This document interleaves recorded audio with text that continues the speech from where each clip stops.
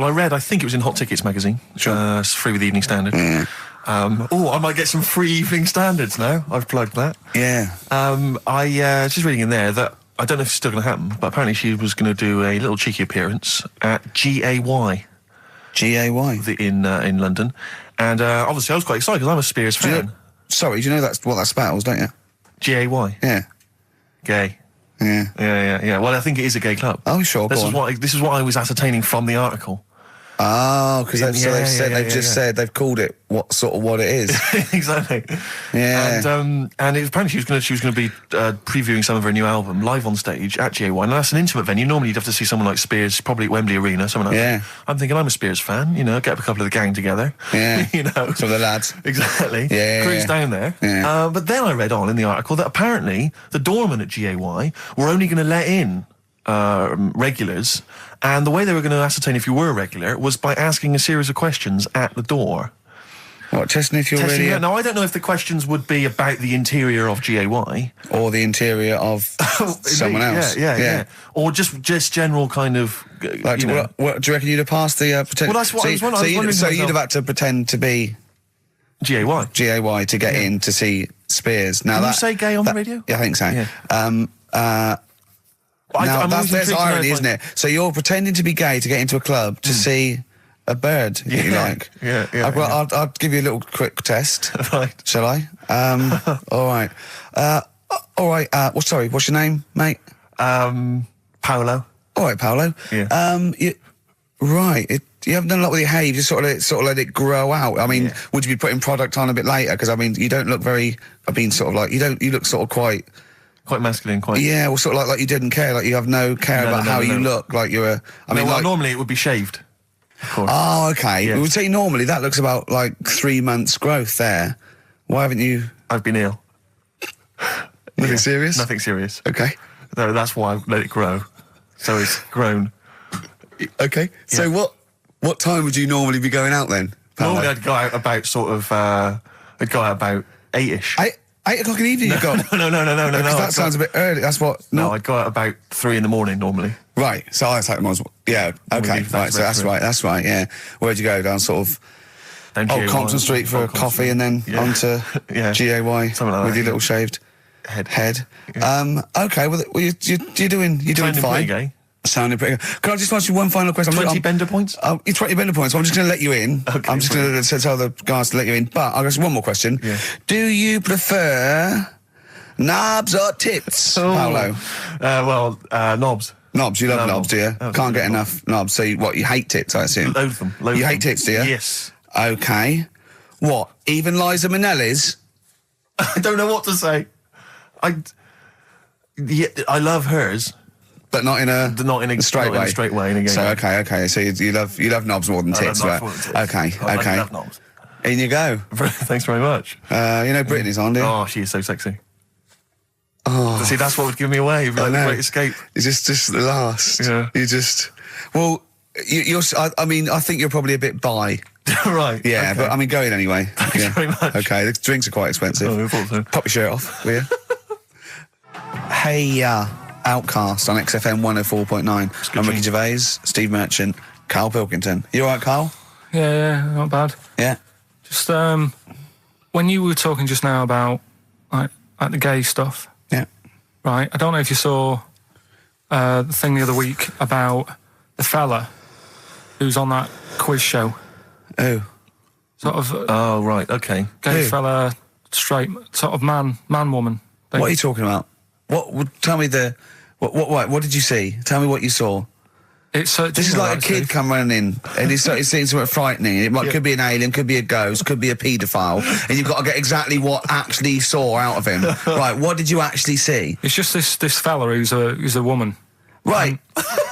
Right, okay, right, try and talk like a human being. Right. It's a quiz show that's coming on the telly. And it's this woman.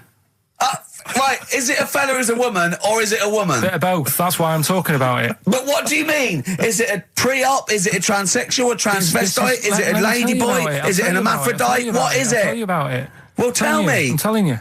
It's it's a woman. Well, it's a man. Oh, forget it. Listen. Play a record. No, listen. come on. What? It is a man.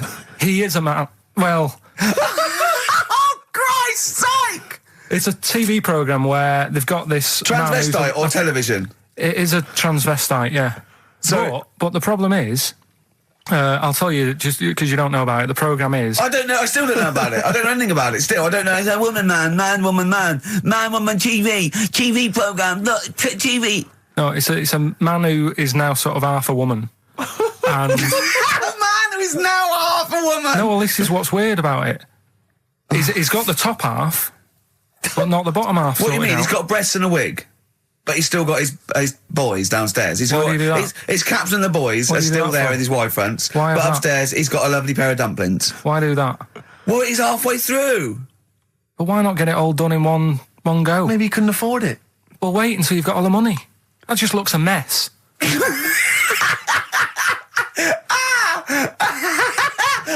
And who's he pleasing there? Well, he wakes up in the morning and everyone. pleases himself. He can't believe his luck. He doesn't know where to start. No, but what I don't understand, I mean, I don't want to see him... Well, could I just seem finish that ignorant. sentence? What you don't understand is just about everything. Yeah. Right. No, I find it weird, right? I sort of get... I understand the gay thing, right? But... Do you? What do you mean? Well, I know... Well, I tell know, me the gay thing. Explain the well, gay I thing. just know if you're a fella, you like men. I don't know much more than that. What do you mean you don't know? But what I mean is, with a transvestite, what's going on there? What do they want? A transvestite is a cross-dresser. See, I don't get that either. Because You mean a transsexual? That's a man who likes to dress in women's clothing.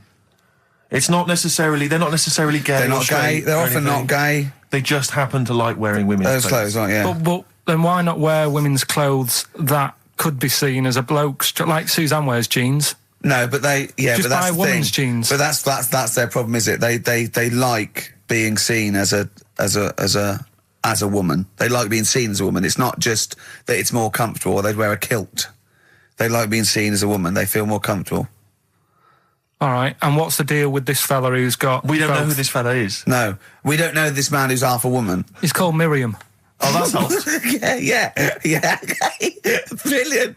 I love this scientific basis. No, I so think- all he's done, he's had the tits done. He's probably had the hormones. Probably lived as a woman for a while. The last step, because you can probably reverse the breasts anyway, because they're probably implants and hormonal things. And whereas you chop your knob and boys off, that's you come back the next day and go, so I didn't mean that. I wanted my ears pierced. It's a bit more of a bigger operation to put them back. So doctors are probably making sure that he's just Surely if absolutely... you've had the top half done, you're not going to go back on what you've said.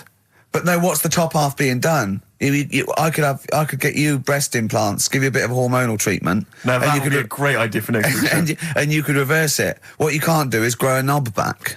Well, you can. Last week you were talking about growing one on your arm. Yeah. We've done that. We can, so that is possible. But the thing is, the truth of it is, I think I do know about this story. I think it was a television programme called There's Something About Miriam.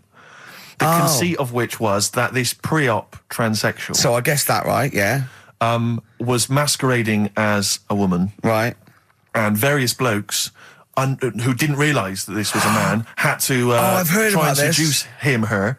And when they found out that it was actually a bloke, and a lot of them had kissed agree. her, they refused to let it be shown. and there was a big I agree outrage. though. That's just terrible. Yeah. That's It's deceit. absurd. But I mean, that's awful. I hated that. Who's the biggest, most professional person in radio? It's probably Terry Wogan, isn't it? And it was you that said you can't tell what the sentence he's saying because he keeps going up at the end before. But he and never. after. There's never any punctuation. Yeah. So he'll just segue from one point to the next. So he'll be like, going on my holidays, Friday. We're having a lovely time, says Mrs. Dorothy Sheehan of Westminster. I'm thinking of going to Greece. Oh, and it's halfway. So he's got his knobs, but he's still got the tits. Yeah. Typical. Oh, hello, Paulo. Do you want to come into my club to see? Yeah, I'd love to go. Britney Spears, I'm a massive fan. Yeah, well, it doesn't start for a while. It's it's only about 8 o'clock, and you're not going out for hours yet. No. 8 or 7. But might as well watch a bit of telly. We've got FA Cup final. Ooh. Oh, yeah. That's a good one, isn't it? Or we've got the Eurovision Song Contest. What do you want to watch, Paulo? Ooh, blimey.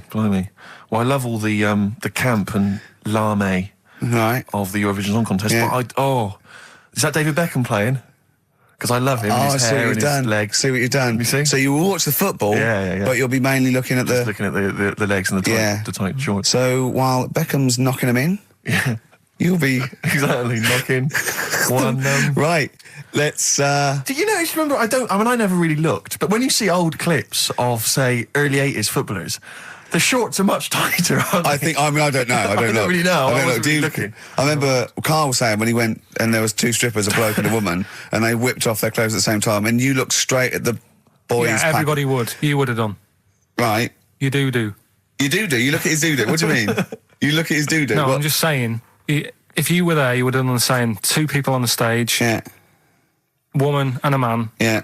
Who were getting the clothes off. Yeah. Right.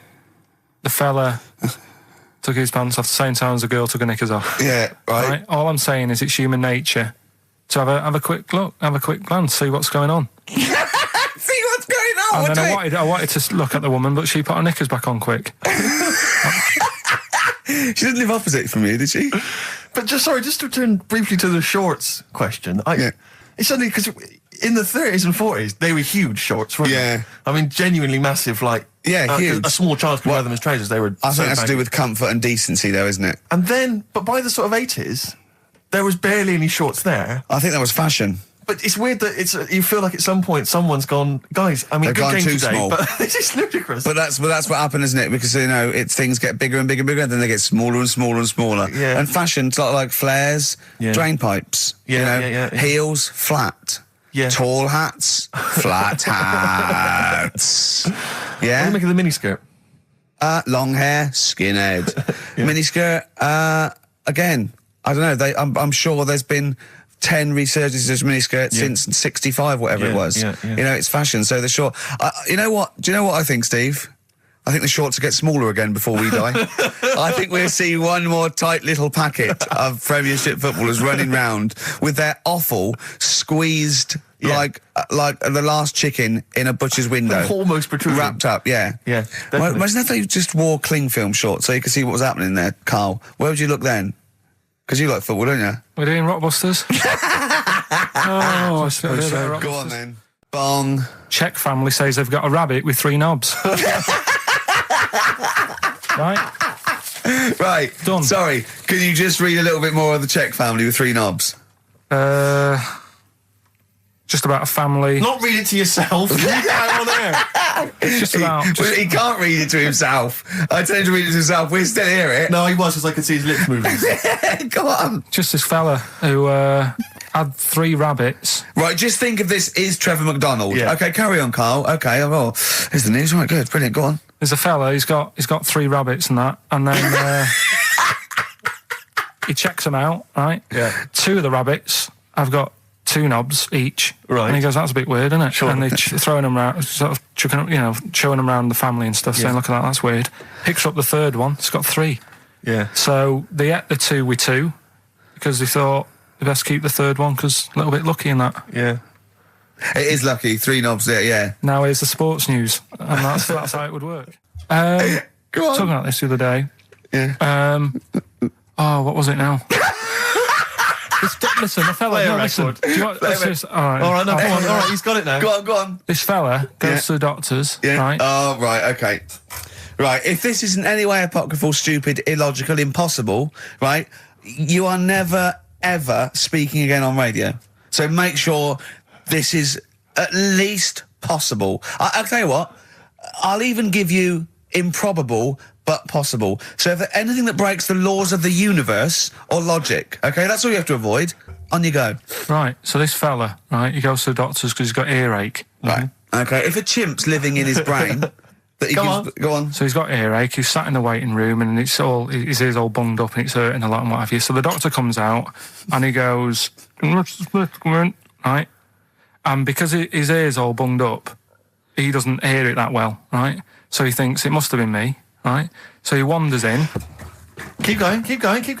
Anyway, I'm going to hate this. I can just feel it in my bones. Steve, I'm going to let you take over. Okay, Let's hear it. Come so on. the doctor says, sit yourself down there, right? So he sits himself down. He goes, right, take your pants off, right? So he's thinking, that's a bit odd. Anyway, he heard that, though. He apparently he took his tackle off. The doctor, did some operation. What, there in the waiting room? No, in his office. In his office, yeah. What? Wait, so he removed what? His genitals? Yeah. In his office. Why, Carl? Why, Carl? Because he hadn't called him in. Oh, he'd called in the bloke who wanted his testicles taken off, and he didn't hear it. What? So the doctor went out and said, Mr. Jones, who's here to whip off your cock and balls, just here and now, right? Bloke comes in, didn't it? It must have been me. So the bloke who wanted his balls taken off didn't say, I think he said me. So he didn't interrupt then. So the bloke goes in, he starts taking his testicles off, and he doesn't say, I'm here for me ears.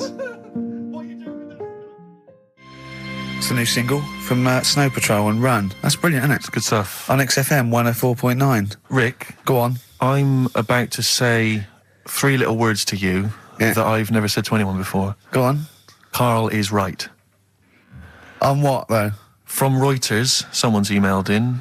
A Brazilian man who went to a clinic to have an aching ear checked ended up having a vasectomy after mistakenly believing that the doctor had called his name.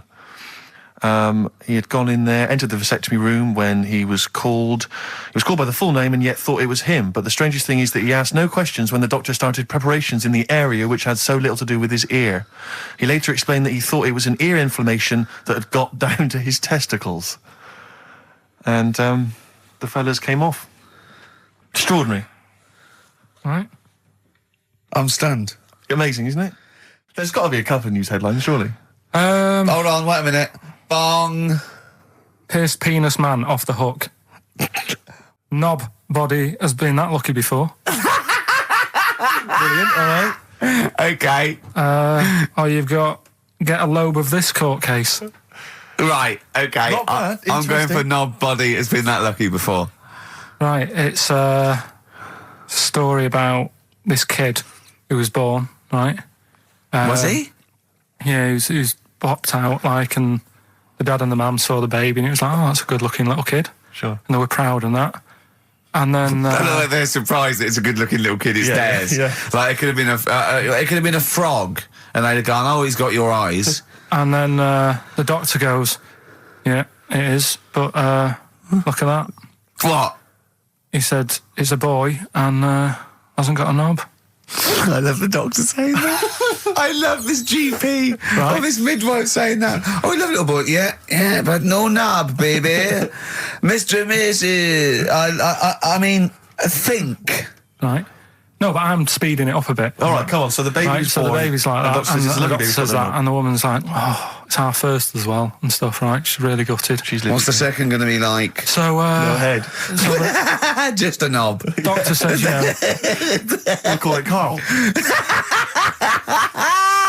All right, go on. Right, go on. so the doctor says, well, I'll leave it with you for a bit, get used to the idea, right? As opposed to throwing it away. So he wanders off. Yeah. He comes back with a smile on his face, right? Found the knob. So the mum and dad are like, what are you smiling about? He said, you're not going to believe this. Baby's just been born. It's got 2. Right? You can have one of them. And they did a little operation. Where did you get this information from? That's in a book. What book? Is it the a same joke as the book that you carry round with you? No. With the woman with 3 legs, the juggler with 9 arms, and the bloke who found shagging a chicken under a rock. Is it in that book? Weird though, isn't it? Well, it's not true. It is true. What, in the same hospital, there was a baby born without a knob. Luckily, Karl. It happened. You swear to God you're not making The this I'm up. not doctor making it came up, back honest to God. smiling because you don't believe it. There's a baby there with an excess of a knob. It happened, honestly. I'm not, all these things are not made up, the educating stuff. That's why I do it, innit? Teaching you stuff, always teaching you stuff.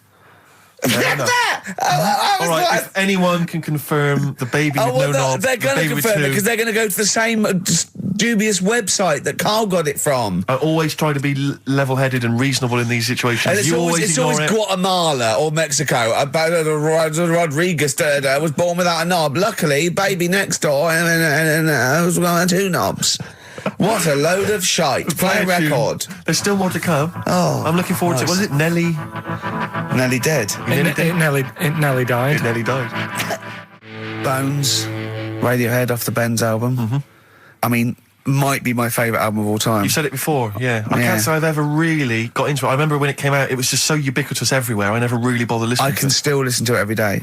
I mean, that might be sad, I don't know. But it's a fantastic album. Yeah. On XFM 104.9, just practicing for when we talk about music. Talk more about music than maybe monkeys and people born without knobs, baby. Carl, any other thoughts? Educating Ricky. Actually, can we just clarify what this is? I think a lot of new listeners perhaps aren't familiar with this. It's when Carl looks on the internet and finds a weird story about, the double knob fun, and tells me about it. And it's usually not true. Okay. If it is true, I know it already. Go on then, Carl.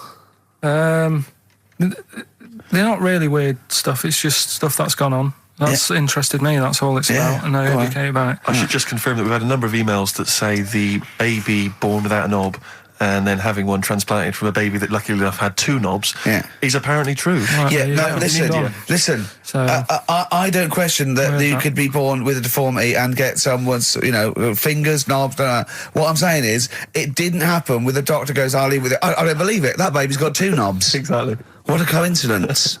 I bet that little bit of information isn't in there, is it? Sure. That he went out the door, I'm going to get a coffee, came back, bloody hell, hold on, look, here's an extra knob, I found an extra knob. We can put that knob on there. Perfect. A couple of emails here trying to respond to our requests for nursery rhyme related information. Oh, go on. Nikki Williams says that she was at infant school and she had a nursery rhyme book, and in the book, and this may just be the illustrations, but apparently the 10 in the bed in there were small baby monkeys, which you'll be loving, Carl. But again, I suspect that might just be the illustration that accompanied I remember I had a book of nursery rhymes when I was little, and my brother, he was older than me, and I was about 5, so he was about 16. And I remember him and his mate just absolutely cracking up because it said, up Jack got and home did trot as fast as he could caper. He went to bed and bandaged his knob, N-O-B, with vinegar and brown paper. I've since found out that knob is like the old English for head, but I didn't know why they were laughing. Of course. They were just cracking up. This was, whenever one of my mate's brothers came around, he said, where's your nursery rhyme book? And he'd read it to him. Yeah. And it was just the funniest thing in the world. The brown paper and vinegar was a popular method, because didn't Jack and Jill use that? They used something similar. No, that was Jack and Jill. That was Jack and Jill. Yeah, that's Jack when he broke his crown, which obviously, that means his head as well, doesn't it? Yeah. So he's fractured his skull on a sort of like an outcrop of rock. Yeah. And then... is that still used, the brown paper and vinegar? I don't think it is. I don't know, maybe in Manchester they're still using that, I'm not sure. Yeah. But it was fantastic. So then we go and have our meal. Oh, it annoys me. I said, right, I'll go for a run. He went, I'll have a bath. I said, I'll see you at 7:45. At 7:55, I have to call him. He's not ready, so he's let me down there. I can't stand lateness or laziness. You hate lateness. And he's let me down. Do you know his excuse? He fell asleep in the bath because there was no light bulb. There's no light bulb in the bathroom. So instantly he fell asleep and he was late. No, do you know what I mean though, Steve? If you're sort of like nice and warm and what have you. I was tired anyway, I've been stressed out for 4.5 hours, right? My life flashed in front of me a few times in that buggy. So it's all sort of wears you down a bit. I thought, right, I've got a headache. You're going for your run. I'm going to have a bath. I walk in, put the light on. For some reason it didn't come on, but I thought, it's all right. I'll just... doesn't matter. You can have a bath in the It's summer, so it's light anyway. Well, there's no windows in the bathroom, so... So you were in the darkness? So I'm in the darkness. I nod off because I'm shattered.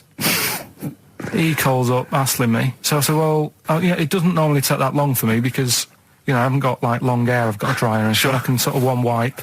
Yeah. He's already 10 minutes late, though, when I called. Well, 10 minutes. 10 wow, minutes. Lateness is lateness. Next. Doesn't matter. Dinner wasn't until 7:15, so we had, like, another 20 minutes anyway, so it doesn't really matter. Yeah, but we said 7:45. So he's calling up, hurry up. So I said, yeah, all right. So I get out and dry and like my tackle and what have you. Calls back again 30 seconds later.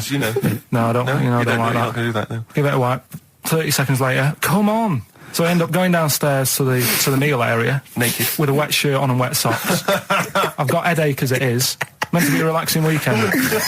But anyway, so we have our meal, which is really nice. And then we're sitting in the bar. I'm having a cigar by the fire. Yeah. Like, we're having a rather nice Pinot Grigio. Yeah. He's there going, I've got an headache. Is this 1955 that you live in? So holiday, where'd you go on holiday? Sardinia. Good? Yeah, it's alright, yeah. Nice food and that. It's important, isn't it? Yeah. And nice beaches and what have you. Excellent. Always like a nice long beach to walk down. Yeah. But, so we're having a nice walk, right? You know how nudists do me head in? Sure. Right. Not a problem though, is it? It's not like being scared of spiders where they might jump out under the kitchen sink at you. You know what I mean? It's not a big problem having your head done in by nudists. Yeah, but it just annoys me. It sort of ruins the day a little bit. Because it makes me feel uncomfortable. Right. Take your clothes off if you feel uncomfortable. It's much more relaxing. Yeah, but... Well, anyway, right, so I'm walking along the beach, right? Lovely long beach, what have you know, watching the sea, picking up shells and that. And what are you wearing? What's your natural beach club? When he says picking up shells, I imagine he's on all fours going, like that, you know what I mean, looking at things. Just like washing his nuts in the sea to get them tasty. Yeah, going into the sea and then kind of shaking himself and all the water flows off. Yeah. I've just got, flip-flops on, pair of shorts, and like a little light shirt. Sure. Mm. So anyway, walking along, and Suzanne goes, "Oh look," right? And there's this woman, German, I think, coming out of the. How can you tell she was German? Underarm hair. I'll get to it. Forget the underarm hair. She came out. It looked like she was smuggling seaweed. I'm gonna burst! I'm going to burst! Oh God! And the funny thing is, right? She. Smuggling seaweed! Oh God! She was a bit hairy down there, was she? Mental. I felt bad because I hadn't had a shave for 2 days, right? Looked at her, it was ridiculous. She might as well have kept her trunks on. It was just like she was wearing furry trunks, right? So anyway, so I'm walking along. So... Yeah, go on then. So Suzanne's like, "Oh, look," and I'm like, "Oh, not again," because every time we go away, there always seems to be one of these. Is she by herself, this woman? Well, the weird thing was, she was with her husband, right, but he had shorts on, he was happy, right, but every time, because I walked past her, and he sort of ran off, because he's embarrassed, do you know what I mean, there's nothing normal about it. What can he do? He can't go, "All right, mate," because he knows it's odd, right? How old was he? Sorry, how old was she?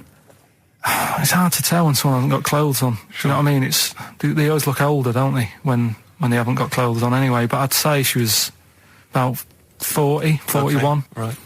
So I walked past, and the annoying thing is, she got there on a bike, right? No clothes on, little pair of boots next to the bike. So if you can wear boots, just pop some shorts on. You know what I mean? That takes more effort for me, putting boots on. So put the shorts on, right? So anyway, the husband kept running off. I walked past, and I'm getting annoyed because I'm saying, "Well, we've got to walk past them again on the way back." I like the fact that they're scuttling away when Carl walks past. Like when you lift up a bit of sort of iron sheeting in the woods and loads of mice run away. Yeah. It's like whenever Carl goes, that nudists run away. Yeah. Oh, right, okay. So we sort of come walking back and what have you, and I have another look and what have you, and he runs off again. Why are you another look if it offends you so much? Oh, you might as well just have a look. Do you know what I mean? It's just putting it on show and what have you. But the interesting thing was, I just wondered whether the husband... Because if the husband were nude, you'd looked at his tackle. Because remember, when you went to see those two strippers, and it was a woman and man, and they whipped their shorts off, you said you looked at his tackle first. I think any bloke would. Wow. You would. You just check it out. It's natural, isn't it? You just go, "Oh, right." So it is normal or whatever. Because you don't know if... do you know what I mean? You don't know if what you've got's right until you see someone else's. No, do you know what I mean? Yeah.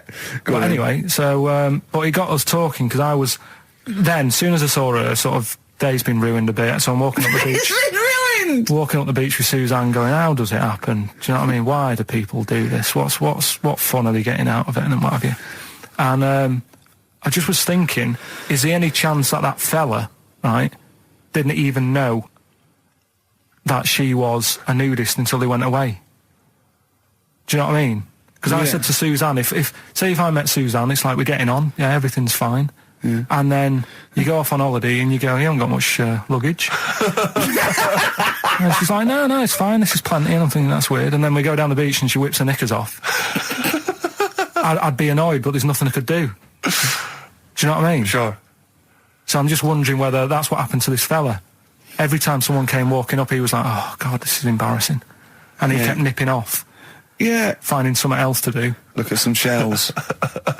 So I'm wondering, Rick, if at some point, maybe today or in future shows, we should get a nudist, one of those official nudist spokespeople, because all these nudist organisations, get them on the phone, justify themselves to Karl, because, in his mind, they are, what would you say, weirdos, freaks? I don't quite get it. I was reading something in one of the supplements last weekend, and some journalist went round to some, whatever you call it, some resort or whatever for nudes and that.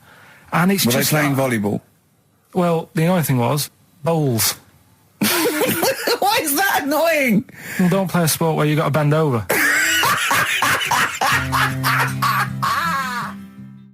Neil Young from the album Zuma, and that's Pardon My Heart on XFM 104.9. Ricky Gervais, Steve Merchant, Karl Pilkington. We just had a text here that says, and I don't know what truth there is in this, as ever, but John says there is apparently a nude bike ride today in Hyde Park. Now, I can't believe that's the case, because I don't think it's allowed, is it? You can't ride around with your veg, can you? I don't know. Why would you want to? Well, good point. On a bike. On a bike, I love the fact that that's what disgusts him. I want. Do you know what? If we did appeal for a nudist to call in, I'd want a very specific sort. I want a German nudist, a middle-aged man called Helmut. Okay. If there is any, or the closest one to it. So I want a middle-aged man from Germany. If your name is Helmut, you're in. But I'll accept hands. Karl would be good, wouldn't it? All right. Yeah. I think I'm wondering if the age might. Maybe we could we broaden. Okay, out just a German nudist bloke. Right. Could he at least be fat? Could I find a fat German fella?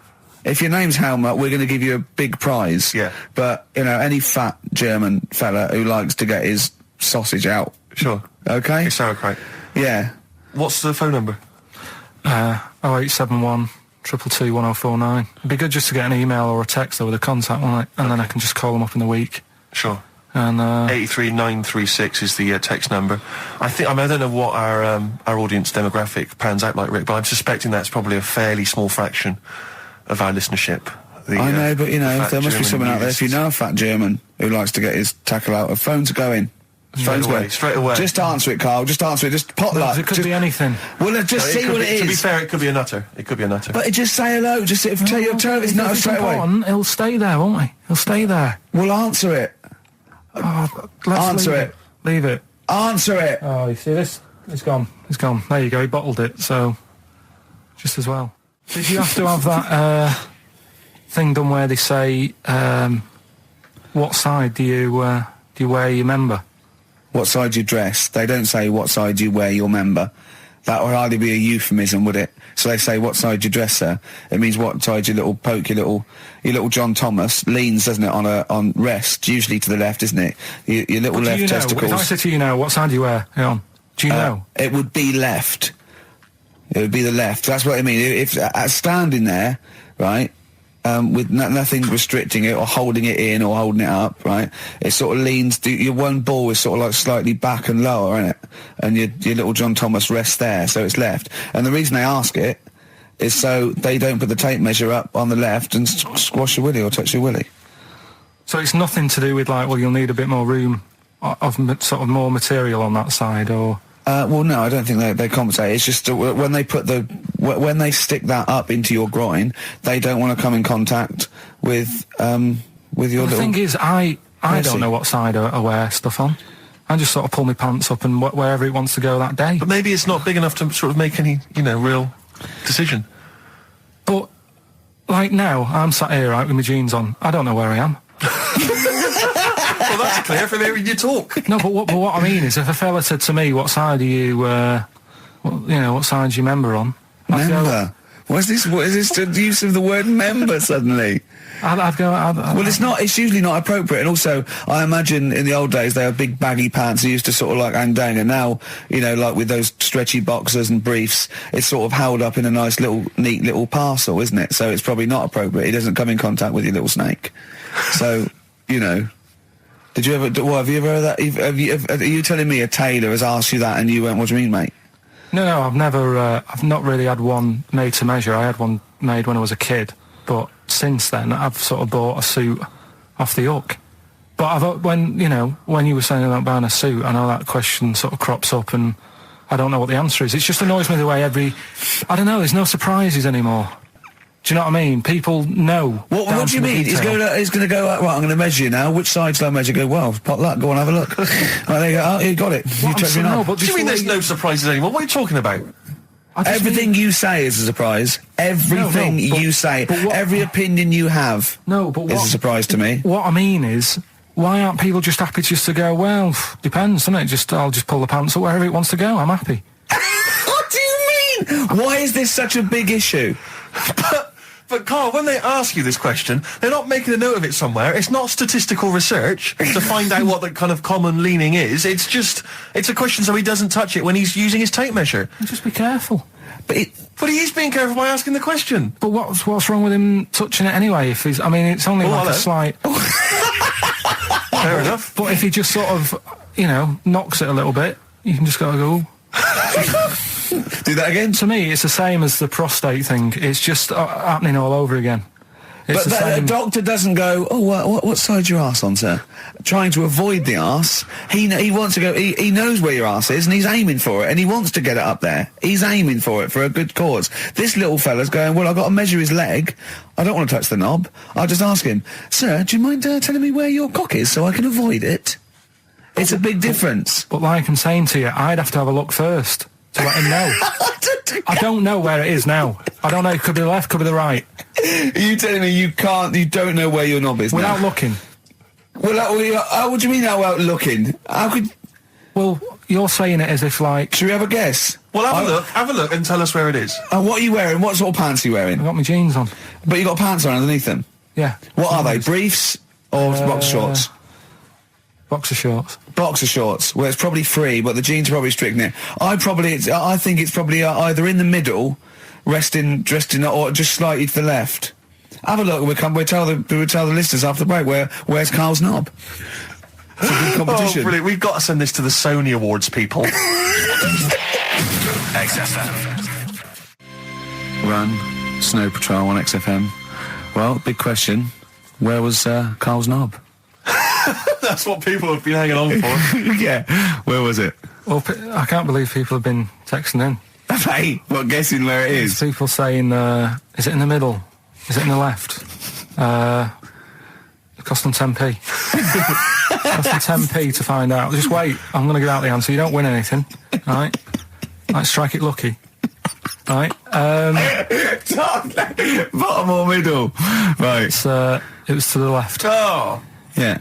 I went with the right. That's annoying. See, I thought it would be to the left. If not, maybe if it was all scrunched up, sitting down on your lap, right, it might just pop up to the middle. Just pop out, like, Well, next week we'll be finding out where yours is. Where's Ricky's bollocks?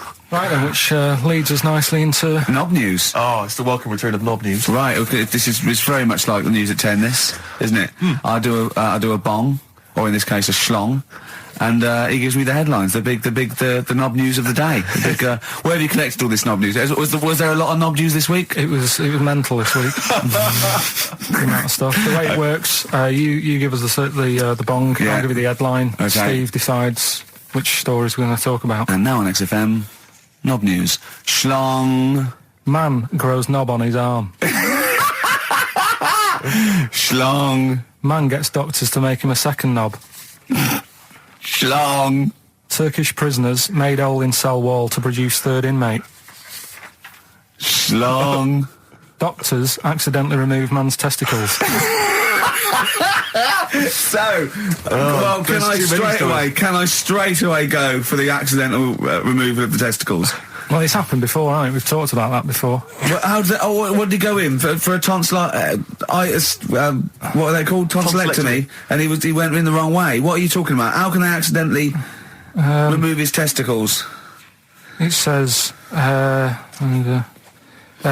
didn't look at his folder, and the doctor said to the fella, "Oh, we've removed your testicles and we wanted to take out your prostate gland." So that's what happened. There's the story. This is what I mean. That's why I don't like going to the doctors. Yes. It happens, doesn't it? Because all these sort of it's when they say things like, "Oh, it's just we do loads of these operations." That's when they're not concentrating. Brilliant. Do you know what I mean? When they say it's procedure, that's like having a boring job that you do every day when you're not going to be concentrating. I prefer them to go, "This is a tricky one, this." I know what you mean. I sort of do know what you mean. People, you watch TV programmes about, like, you know, removing someone's second head or whatever, and there's like the best surgeons from all over the world. It's televised. They can't make a mistake. They can't go, "We took his legs off by mistake." Whereas the fella who's having a prostate, it's like, "Oh, do you want to do it? I'm sick of doing them." Yeah. And they're probably doing a crossword whilst we're at it. Of course they are. I've seen that actually in operating theatres. They're doing a crossword. That's what I mean. Yeah. I was just examining some of the other knob news, Rick, a little bit more closely. Man gets doctors to make him a second penis. I'm sure we're all interested to know what happened there. Yeah. A German who persuaded doctors to give him a second penis has lost his wife after he showed her the result. Biker Michael Gruber lost his original penis in a motorbike accident, and doctors built him a second one using a mixture of skin, bone and other tissues. Bone? Apparently, the penis worked so well that he was even able to father a child with his wife Bianca. But Gruber was still not happy and asked doctors to repeat the operation and build him a better organ, to which they agreed. From his hospital bed, he said, "I've got 2 penises, but no wife. I'm hoping when I get rid of one of the penises, I'll get her back." What do you mean? Sorry, he had 2 put on. What side does he wear? So he's had both. So he's had 3 then. Yeah.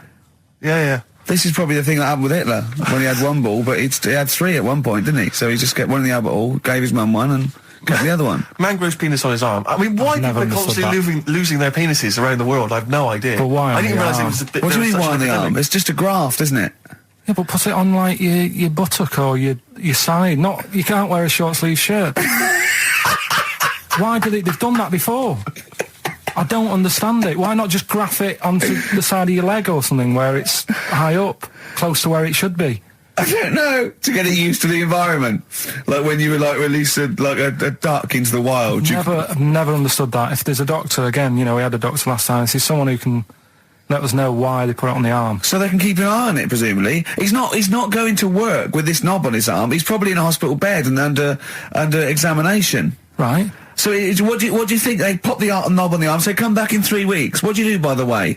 "I'm a mechanic. Keep the knob, keep the long sleeve shirt," because the blokes go, "Why have you got a knob on your arm, mate? What are you talking about?"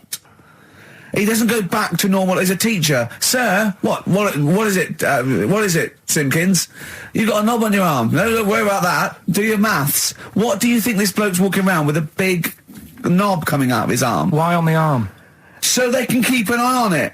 So it's not. But if he's in bed, just get him to not put any undies on or whatever, and just have a little sly look at how it's going.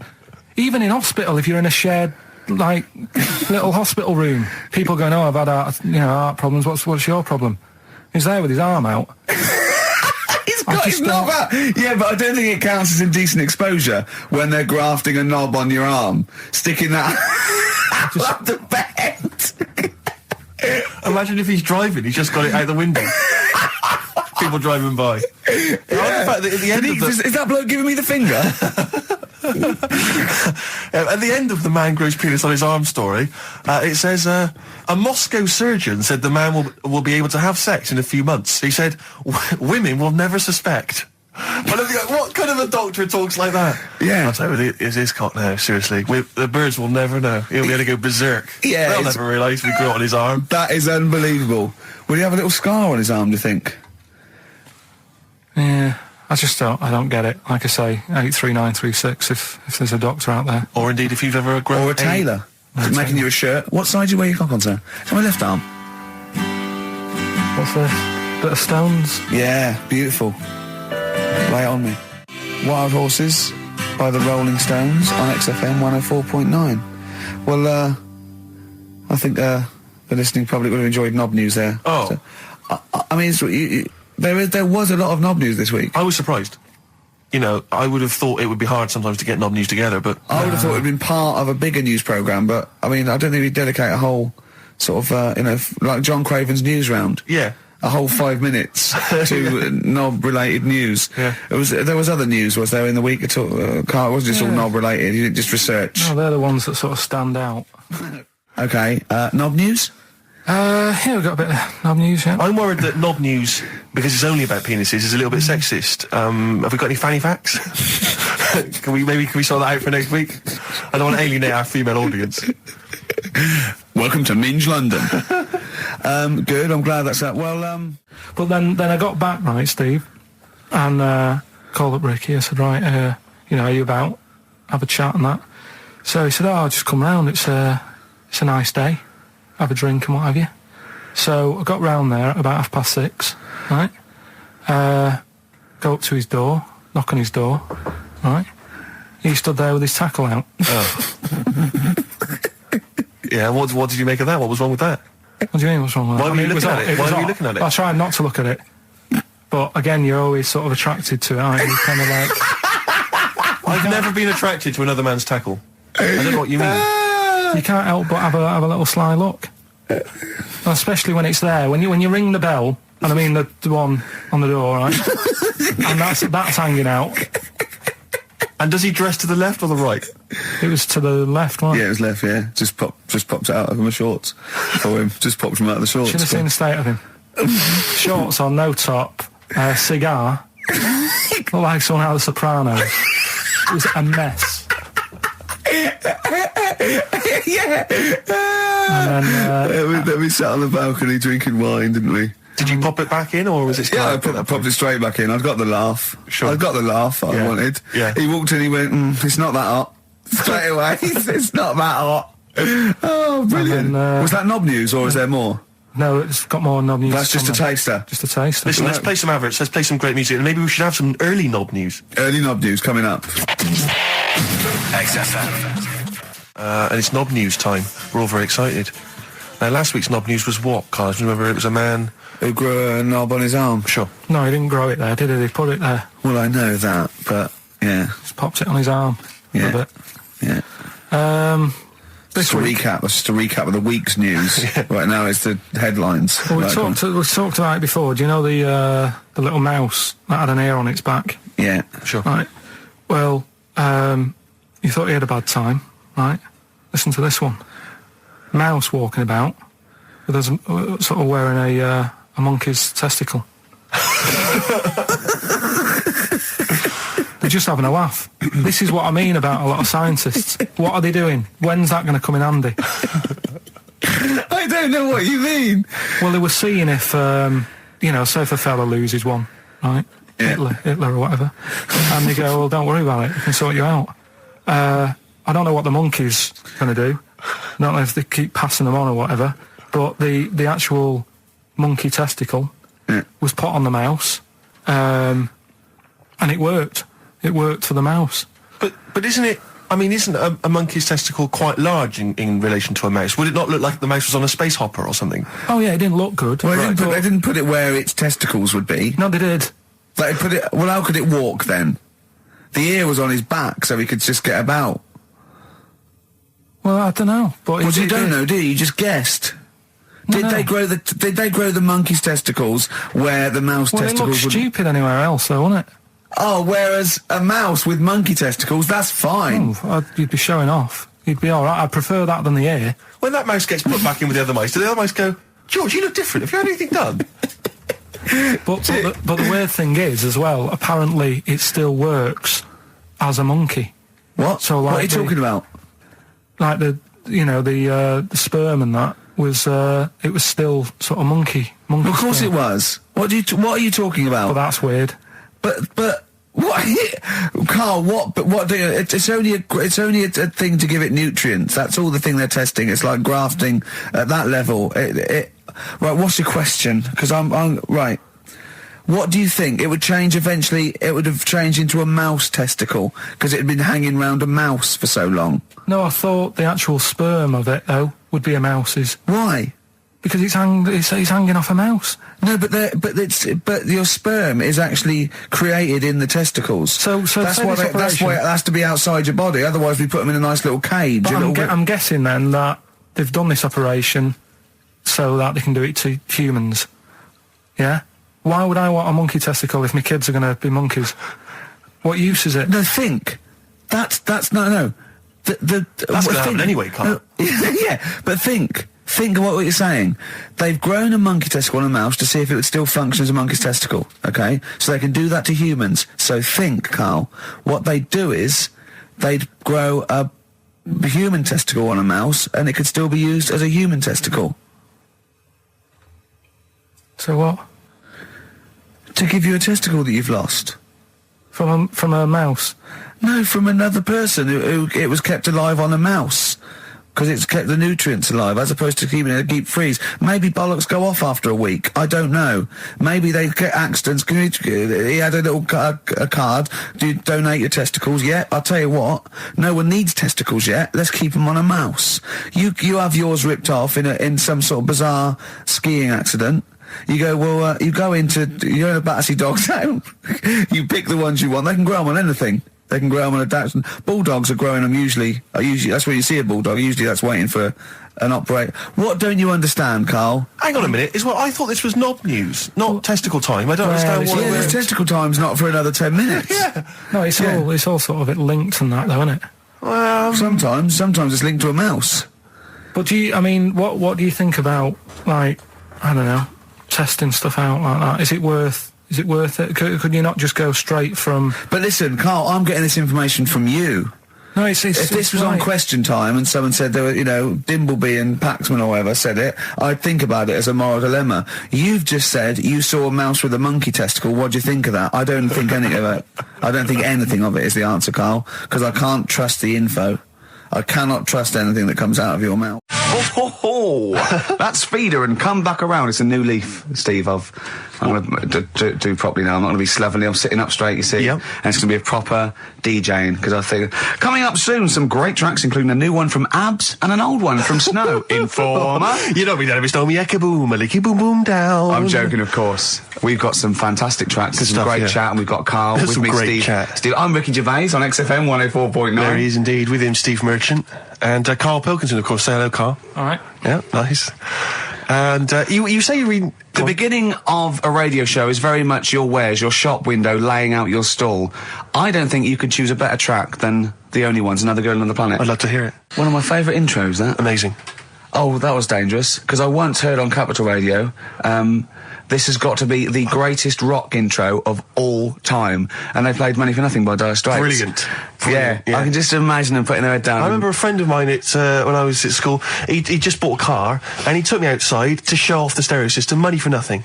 Really? He just played that. I've never heard the song before. Just played that for its entire 4 or 5 minute duration. It is a good song for the sound system. Yeah, it's a good song for showing off intros and sound systems. Exactly. Yeah. You said you were driving along earlier. You saw someone. Yeah, it was one of those zooped up sort of sporty saloons. Nice. The big like a Mondale or something big, and it was blaring out. And the bloke in it was sort of like, I could tell he was 24, but already going bald. Yeah. From like obviously his estate agency job, not but he's made a bit of money, and the stereo system was ridiculous. I mean, so loud, and it was going through Covent Garden. He was playing Snow in Informer. Do people remember Informer by Snow? It was a big tune in my I don't know. It's great. Yeah, I always enjoy it. Can I bring that in next week? Can we play Snow next week? Well, you can play a tiny little bit of Snow. Yeah. Informer. Do you remember Snow, Carl? Yeah, you loved it. Yeah, big tune. Yeah, loved it. Oh, did you? Big tune from the 90s. Happy song, isn't it? Rick, you were saying that you've turned over a new leaf. Yeah. Is that in all aspects of your life, or is that just in your broadcasting career? Because the reason I bring that up is because, do you want to describe what you were eating just now when we came in? Because you're a 40-year-old man, you've put on a little bit of weight, so presumably you're watching what you eat. Well, no, but it sounded exotic. I went into a cafe and they didn't have a cheese sandwich. Right. And Can I describe what it looked like to me? Right, it looked to me like a big slab of cheese. You've just got them to just cut off a big block of cheese, like the size of a CD case, or one of those double albums, right, of cheese, right, and just lightly melt that for me so it drips over my hand and it gets really greasy in the bag. But just lay some strips of bacon on the top. Yeah, but listen, you've embarrassed Is that yourself. what it was? No, it's a croque monsieur, so it's French. It's a what? A croque monsieur. A croque monsieur. Yeah, and so I thought, I've never heard of a croque You're having a, monsieur. see, you embarrassed Is yourself. that how it's pronounced, or is it croque monsieur? Oh! Hey? You didn't expect me to be bringing out the French. Eh? Tu aimes la musique pop? Oui, je t'aime la musique pop. Le plume de ma tante. Où est le syndicat d'initiative? That means my aunt's pen. So what was it then? It was a croque Yeah, monsieur, and it was just too greasy. It was just too, and it was all wobbly. I like toast, like it to be crisp. Sure. That's the thing with like, what? This is rubbish. Play Coldplay. Back to form there, Oasis, and Little by Little. This is XFM 104.9. I'm Ricky Gervais. Who are you? My name's Steve Merchant. Good to see you. Thanks. With us, the producer in the studio is Karl Pilkington, and he'll be doing the buttons. Yeah, you made a good effort there, but once again, got bored. Words are your enemy, Rick, and they defeated you once again. Just run out of steam with the sentences. Every week I think, well, I'm really going to make an effort now. I've chosen some records. Yeah. That's it. That's it. That's as far as it goes, isn't it? Yeah. Maybe you should write out what you're going to say at the top of the show. Write that out. Get a nice big crayon. I like to keep a little bit of, a little bit of something, a little bit of spark, a little bit of liveliness to it. Sure. How are you? Good to see you. Yeah, it's great. It's great to it's great to be out of the house again. Yeah. Oh yeah, just I was going to say, because we've been doing this for a long time now with a little break, but XFM are bringing new listeners all the time. I've heard 4 or 5 a week. Really? Yeah. New listeners tune in to XFM 104.9. Radio 1, beware. Yeah. And we might take it for granted the people that know who we are, know who you are, know who Karl is. Sure. Now, if you're a regular, then you know exactly who we are. But for those of you who don't, I'm Ricky Gervais. Ricky Gervais, BAFTA award-winning actor and writer. Steve Merchant, all those. A friend of yours. Yeah. And this is the important thing. Karl Pilkington. Absolutely. Our producer. I say producer, he was the bloke who was lumbered with a job. When I said, listen, I used to run the desk in the old days when I was like, I used to press the buttons and run the desk and everything. And now I said, listen, I've been on the telly. I do not press my own buttons. And Karl said, well, I don't really work weekends. And they went, well, you do if you want to keep your job. Absolutely. And we were lumbered with him. And then we discovered that he's not just a little dork, a little manky sort of idiot. Sure. He's got nice shirt. He's got, you know what I mean? He's got something else. Absolutely. He's got He brings another dimension, yeah. Yeah. And, he started having a little chat, and we discovered that he had quite a lot to say. Well, I think you're absolutely right, and I think I was wondering maybe we should maybe play another tune, but after that, I just think we should re-familiarise our radio audience with Karl, and any new listeners, just somehow going to let them get to know the real Karl again. Well, if you are new, you'll find that we like some old songs, some new songs, some chitter-chat. We get serious sometimes, there's some tears and some laughter. Yeah. We kicked off with Oasis' new one, Little by Little. We're going to go back in time now to Iggy Pop and his Stooges with I'm Bored. Coldplay and In My Place on XFM 104.9. I'm Ricky Gervais. With me, Steve Merchant. Hello there. Lovely to be here. Yeah. Karl Pilkington there, pressing the buttons. Great to be here. Yeah. How long can you maintain it? I'm bored already. Yeah, already bored of doing Bored already. Every week you start it the same way. Yeah. That was not bad though. You actually grammatically made sense, which is really impressive. Yeah. Thanks very much. A rare treat indeed from Ricky Gervais. Some of the listeners have already worked out. Got nothing to say at all. Sure. Haven't prepared again. No. We did come in half hour early to prepare, but instead me and Karl were playing. You had to flick the football into the bin. Right. We had 5 goes each, or the world was going to end. Okay. And that took up. That took up a good 25 minutes. Yeah, I liked it when we came back, and then we started just trying to beat each other in the corridor, and I beat him. I scored a goal. He was gutted because he thought he fancied himself at football, and I beat him. And I was knackered and sweating. Yeah. As I walked back to you about 5 minutes ago, you were looking through the records. You went, and this was lovely, you went... Well, we've done the preparation then. Yeah. Like a sarcastic teacher. Yeah, like a teenager, like an annoyed teenager whose parents have embarrassed him once again. And you beat Karl, did you? Yeah. Because you're not... I mean, you're not particularly... I'm not good at football, Well, no. you're not particularly nimble on your feet. Oh, come on. No, you're not. Douglas Bader is more nimble. I'm all right. I'm all right. But Carl's sort of, I think he's got more skills than me, but he hasn't got the aggression and the weight. Yeah. So I just pushed him aside. Yeah, good work. Yeah. Good work. I'm going on holiday. Are you? Yeah, I'm not here next week. What are you going to do, Carl? Are you going to do the best of or something next week, aren't you? Yeah, that's what we've got to sort out. Well, I can't sort it out. I've got to go to the airport No, straight after the show, you've got to do some links. No, I'm not doing any links. I said I wouldn't, so... That's what we planned. No, we didn't. I said I'd do some during the show, and then you I thought you were joking. I honestly can't do it today, so we do some during the show. What are you going to do? Just put the shows that we've done in this year? Sorry, guys. I hate to interrupt. This is the sort of stuff we should have been discussing when you were playing football. I know. Playback. What are you going to play? Let's have a bit of Foo Fighters. Okay. Let's just discuss this off there. Okay. 104.9 XFM. You all right? This is Karl, producer of Ricky Gervais and Steve Merchant. They're not about today. Ricky's on holiday. Steve couldn't be bothered. So I'm left here with all the DATs. That's a digital audio tape of all the shows they've done since they've been here over the last, I don't know, year and a half or something. So we'll play you some of the best bits. All right, so here's the first bit. I just wish we could maybe tape the bits we're not on air, just because that's when Karl comes into his own. Yeah.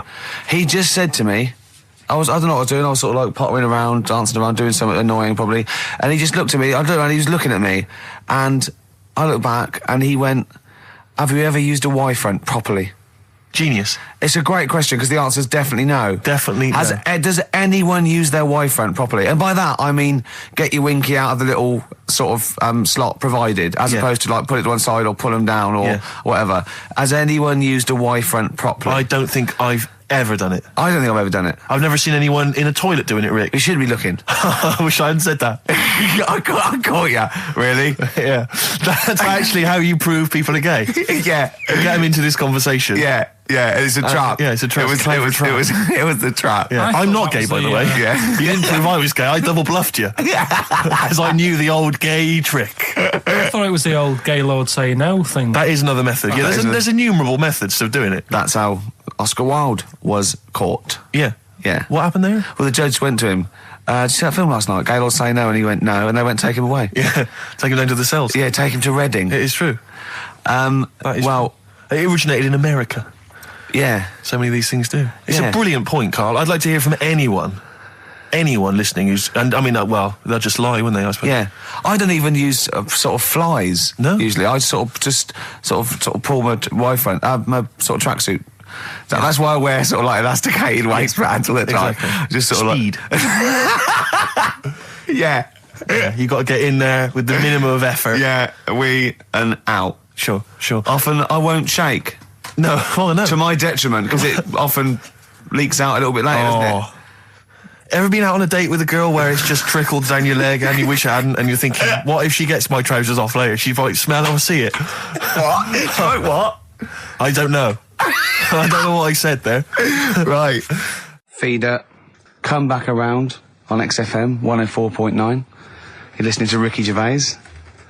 Yeah, I'm with him as well, Steve Merchant. I was thinking of dropping that. What? Thinking of dropping that, just going, because it's just too, that's all that. I'm Ricky Gervais, with me Stephen Merchant and Karl Pilkington too. I mean, get to the music, so it's, hi, I'm Ricky Gervais, this is XFM. Sure. Here's Radiohead. Yeah. Some like that come out, that was Radio at XFM, I'm Ricky Gervais. Tony Blair, what's he all about? Yeah. That sort of, snap, fast, because I quite, on a serious note, and you've always been saying it, I listened to an old show, because when Karl was compiling those things, I listened to an old show, and I listened to me, and I'm really concentrating now, because I sounded like the most inarticulate, brain-damaged older drunk I have ever heard given a show. Yeah. I mean, I was shocked. Not finishing sentences, leaving out words, slurring, just doing noises that you understand because you know me. Yeah. So I'm really going to make an effort for the listener. Yeah, it's not going to happen, is it? You're going to give up after about 3 But I thought you were joking. And I thought it was like, he's taking it there. Did it then, you see? Again, I don't quite know what that sentence meant. No, but... Well, of course, I've got also your body language and your facial gestures, but obviously the listeners have got nothing else. They've just got the voice. They've just got the voice for it. That's all they've got. That's all they can rely on. Yeah. And when Karl Pilkington is the man holding the show together... When he's the most articulate. Exactly. Exactly. How did I come across?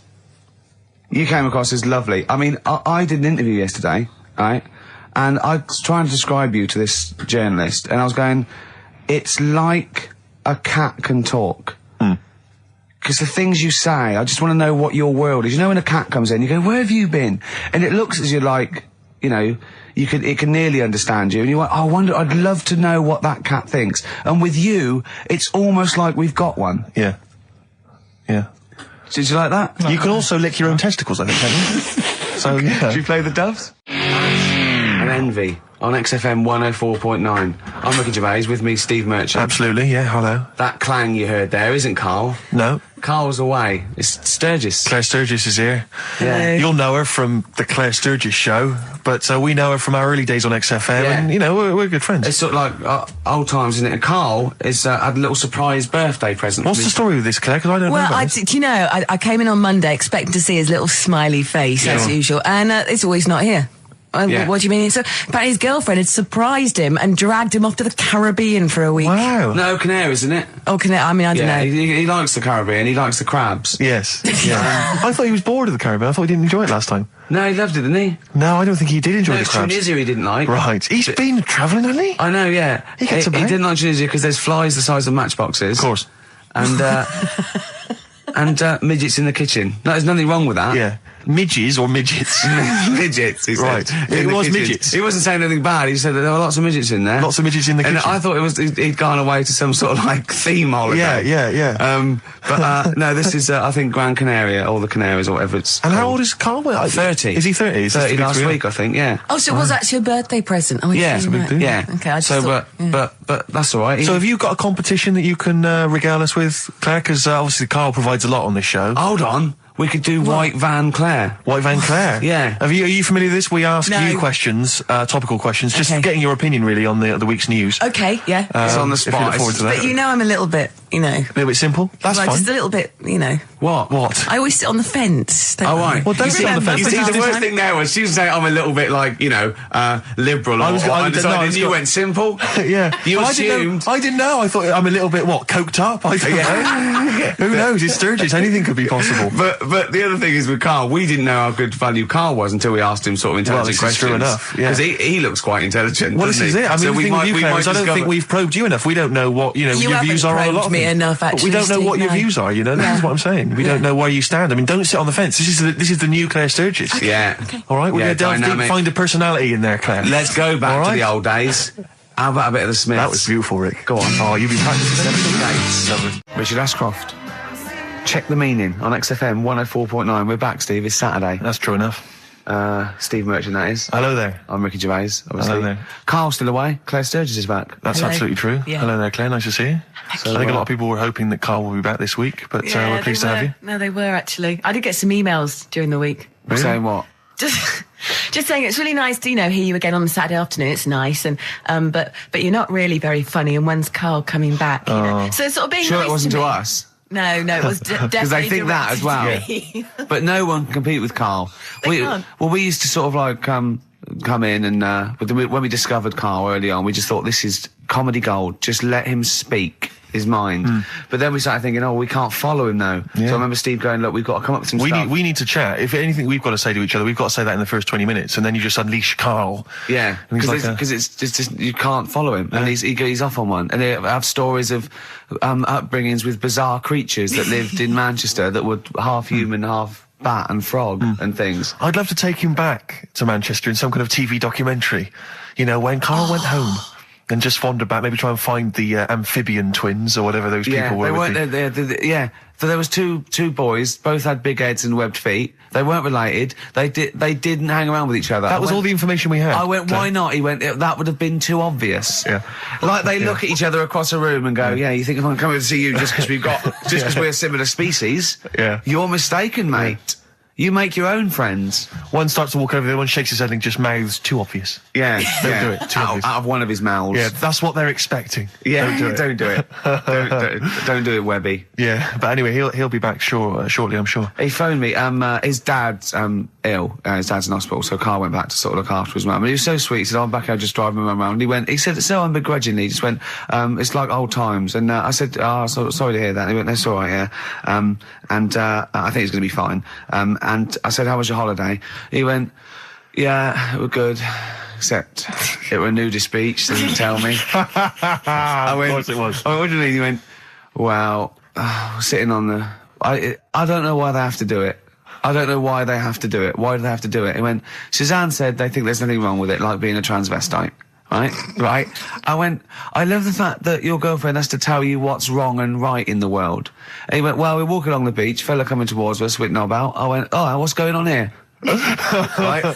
And he said, and because it wasn't all nude, he's walking round, he's stark naked, and he wants the freedom of that, but he's got a big rucksack on his back with his clothes on just to get changed. He went, so what's the point in that? Right? And I went, he should just carry the book. He went, what, and covered it up? When he went, oh yeah, good idea. See? He went, but I wasn't happy. He says, and that was the first day, so we didn't go there again. I can just imagine his little face. Yeah, just going, all right, gobsmacked. That's out, that's out. What's that doing out? Why has he got his out? I imagine Karl sort of dressed in a suit, in a sort of safari suit, done right up with a cravat. I'm not undressing. I don't want people seeing the flesh. That's for you, love, and no one else. But I love the fact that as this girl goes, Karl, they don't think there's anything wrong with it. They're just happy that way. and he in his own mind just goes, like being a transvestite. He knows there's nothing wrong with that. I'm always a little bit suspect about people who like walking around nude. I think you meant transvestite. No, nudists. What? Hold on. Can you be a naked transvestite? What are you then? Yeah, I suppose you're a... When Eddie Izzard's naked, is he a naked transvestite? That's an interesting metaphysical question. Yeah. Yeah. On XFM 104.9. If you know the answer to that metaphysical question, or indeed any of the famous ones, if a tree falls in a forest and no one hears it, has it fallen over? Any of those. Excellent. That's brilliant. Yeah, if you leave the room, Rick, does it get quieter? Yeah, what's the sound of one leg hopping? Exactly. What we got there, Claire? Do you want some music? Or I'd love to hear it. What you got? Yeah. I got the Vines, actually. Oh, play it. Strokes. Someday. I'm already annoyed. I've been here 3 minutes and I'm already annoyed. Yeah. I'll bring back Claire, I'll tell you. No, it's not his fault. It's the whole place. The library's shite. I tried to get... Oh, God. I had to go to Capitol Library. Fancy that. I had to go to Capitol Library to get a couple of records I wanted. Right? Place is falling apart. The email's not working.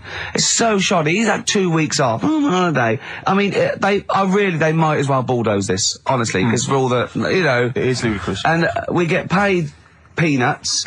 You get paid, do you? And it really annoys me to have to fight. Anyway, just calm down. 104.9, I'm Ricky Gervais, with me, Steve Merchant and Karl Pilkington. Karl, you're back. All right. How was it? What, the holiday? Yeah. Well, it wasn't all fun, was it? Because my dad was in hospital. Oh, but he wasn't during the holiday. Not during the holiday, though, was he? You came back from holiday and then found that out, didn't you? Yeah, but it happened when I was on holiday. Did you know that, though, when you're on holiday? No, because I didn't take my phone with me. Well, the weird thing is, I got a feeling when I was sat there, because it normally happens. It wasn't the nudist speech, was it? When I first went away, you saw that old fellow with his packet out. When I went to Ibiza, right, I had a feeling, and I called home. My dad had punctured a lung. When you say you had a feeling, what do you mean a feeling? Just like, I should call home. There's something not right. But this time, very specific feeling. How did that manifest itself? How did you get that? What kind of feeling? Is that tingling thing? I'm getting a bit of a lung feeling. Yeah. A bit of a dad lung feeling. That feels like a punctured lung. Hold on. Well, anyway, the holiday was good. We talked about it last week. Well, let's probe Karl about his holiday, because that's the sort of thing that audiences will stay tuned for, Rick, I'm pretty certain. Yeah, sure. Find out about more about this radio business than me. You've hooked them already. Indeed, yeah.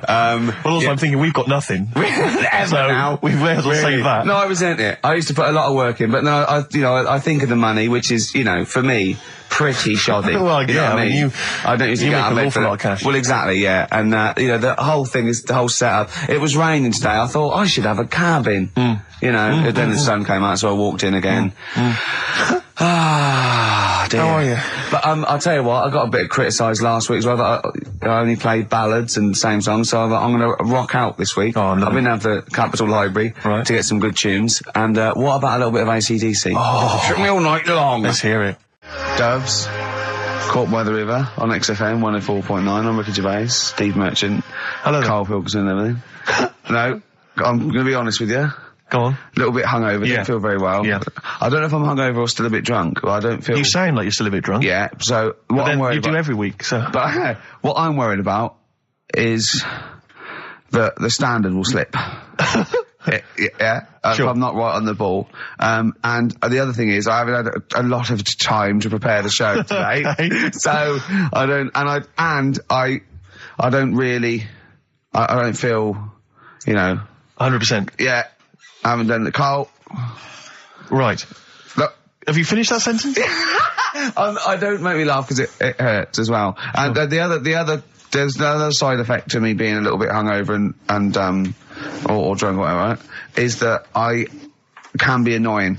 Right, yes. Because just to amuse myself, I sort of like turn my body off a little bit and just poke and like that and annoy people and that. I want to sort of like...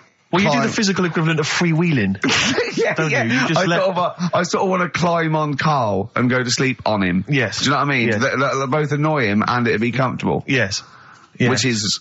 can be annoying. Just a little thing just to make this show a bit easier. If you'd put your hand up when you want one of us to speak, because I'm not quite sure when the sentences are finished. The hands are up. Okay, good. So, the hands are up. Okay. Good, alright. Okay. Are you gonna just keep them up for the rest of the show, or? No, Carl, do what you, huh? Good, alright. Do you want to, is there an excuse as to why you're a bit hungover? Too much wine. Okay. Last night, yeah. Yeah, good. Thanks for Okay. that. Because this is the only work you've got to do all week, isn't it? It's like, unless I'm very much mistaken, you don't have to do anything. You just sit at home eating cheese. Yeah. And then occasionally you do a bit of sort of shadow boxing, and that's exercise. And then you sit and watch TV. Yeah. Is that roughly what you did this week? Yeah. Uh-huh. So this is the only 2 hours you had to do anything for all week. This is you had to prepare for this. Yeah, but who can plan a hangover? Right. You'd think, Carl, you said you had some stuff. Yeah. What have we got? I love the fact that, whereas I was a little bit slow, Carl there leapt into action to keep this show afloat, keep the pace up. Go on. Right, well, Carl, are you hungover as well, or? I'm just a bit annoyed because I'm with you. Do you know what I mean? He hasn't got much to do all week. You're having a laugh. What? What angers me is I kind of hope that maybe I could have quite a long career in radio, and I sort of feel like I don't know, the word sinking ship. Those words spring to mind. But... Because it feels like, Carl, you're just a chancer anyway. You weren't even supposed to be on air, and we've made you into something of a household name, and that's cool. Household name? And Ricky's already a celebrity. He's got it stitched up. He's got corporates. He's got, voiceover work. But I've got nothing. I'm running on empty. I'm not, nothing. I've got nothing. I'm sort of dependent a bit on this. Yeah. Financially. And, go on then. What and you two are sort of bringing it down, really. Right. Do you reckon I can get my own show, Carl? Carl. Tell them what I did out there with a bit. No, Carl, tell them how funny I was out there with a bit a minute ago. So anyway, come on, I'm bored of this. I'll tell you what.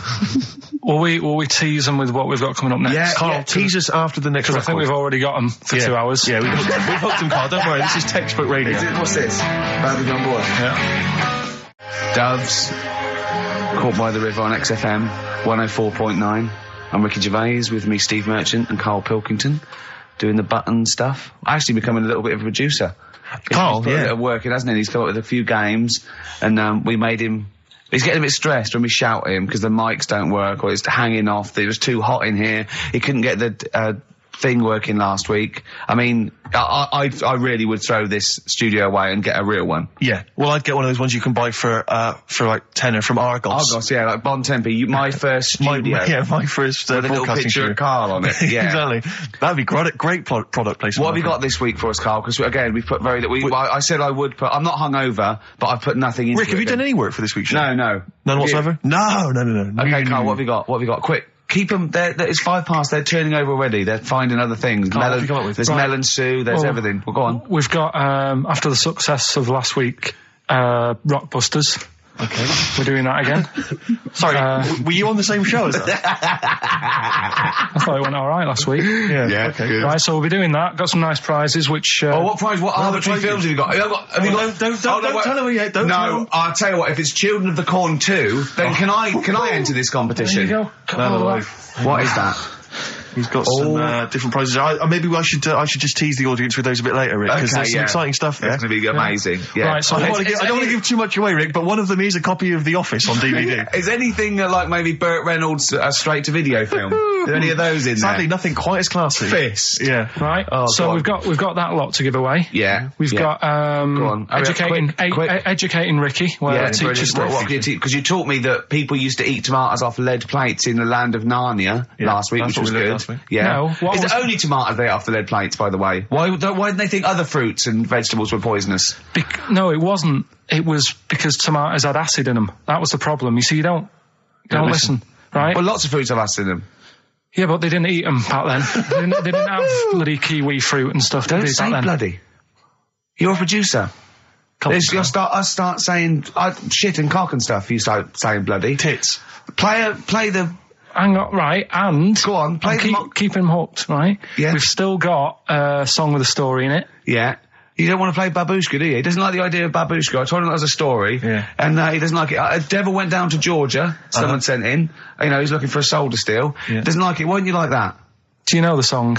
Not particularly. Right, it's a song about a lad who goes into a pub on a normal night.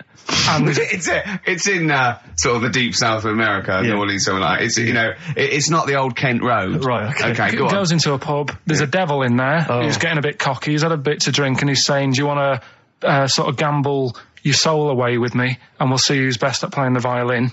Yeah. And I think the lad wins in the end, but it's not real enough. Whereas the one... Oh.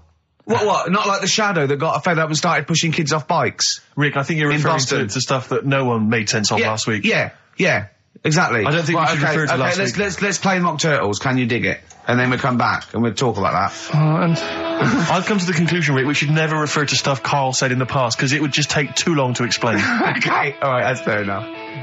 Foo Fighters. All My Life on XFM 104.9. Ricky Gervais with me, Steve Merchant, and of course Karl Pilkington. Ooh, have we got a show for you today? What have we got planned? Loads of stuff, and 2 hours of it. Right. And all the records. Specifically, what sort of stuff have you planned for us? Because I know you've been What have you done? What have you done? Well, you know, I've been busy this week. I've been house hunting. I've been various things. But I know you've had the whole week off. Right. So what have you been up to? Go on, Karl. Karl, tell them what we've got. Tell them what we've planned, all the stuff you've done. what have you got? But Rick, specifically, what have you come up with? Quick, because people are getting bored. Tell us what you've... I've come up with the music. Right. Obviously, we've already planned that. We planned that last week, so that's all done. But what have you yourself contributed to today's show? I got a text message today from Ross Noble. You know Ross Noble, the comedian. It was on. Have I got news for you? Right. He says, ask Karl if he woke up with ladies' boobs, would he just put a dress on and live as a lady, or would he just be a man but with these boobs? Carl, it's a good question. I know that happened to Ross, so he's throwing that one out at you. It did in a way, because he ate pizzas for a year, didn't he? Yes, he did, yeah. And he got a lovely pair of breasts. Yeah. Go on. Probably just find a loose-fitting jumper, go to the doctor's. What would you say to the doctor? How would you explain this phenomenon to the doctor? So you'd be happy with this because you believe in shite, like No. Go on. But what? it can happen because I told you a couple of weeks ago how that can happen. How you can wake up with breasts if you're a fella. I told you. Go on. Haven't you remembered? No, it's funny that, isn't it? Go on. Have you, Steve? No, I don't remember this. Did you tell us on air? Yeah. It can happen if you go to Argentina and have a steak. You can wake up with breasts. Because I'm sure I'd have remembered that. Pull the other one. Look, he likes that. Is that what you've come up with this week? That joke? Yeah. Brilliant. Play a record. It's going to be a dynamite show. Songs you want. Listen, look, I'm going to play some classic tunes today. I'm going to educate the youngsters, Steve. Right, now, you've all heard of Lou Reed, you've all heard of Velvet Underground, but, you know, have you heard of Venus in Furs, Karl? Shiny, shiny, shiny boots of leather. Oh, and the very hot chilies there. Oh, yeah, indeed.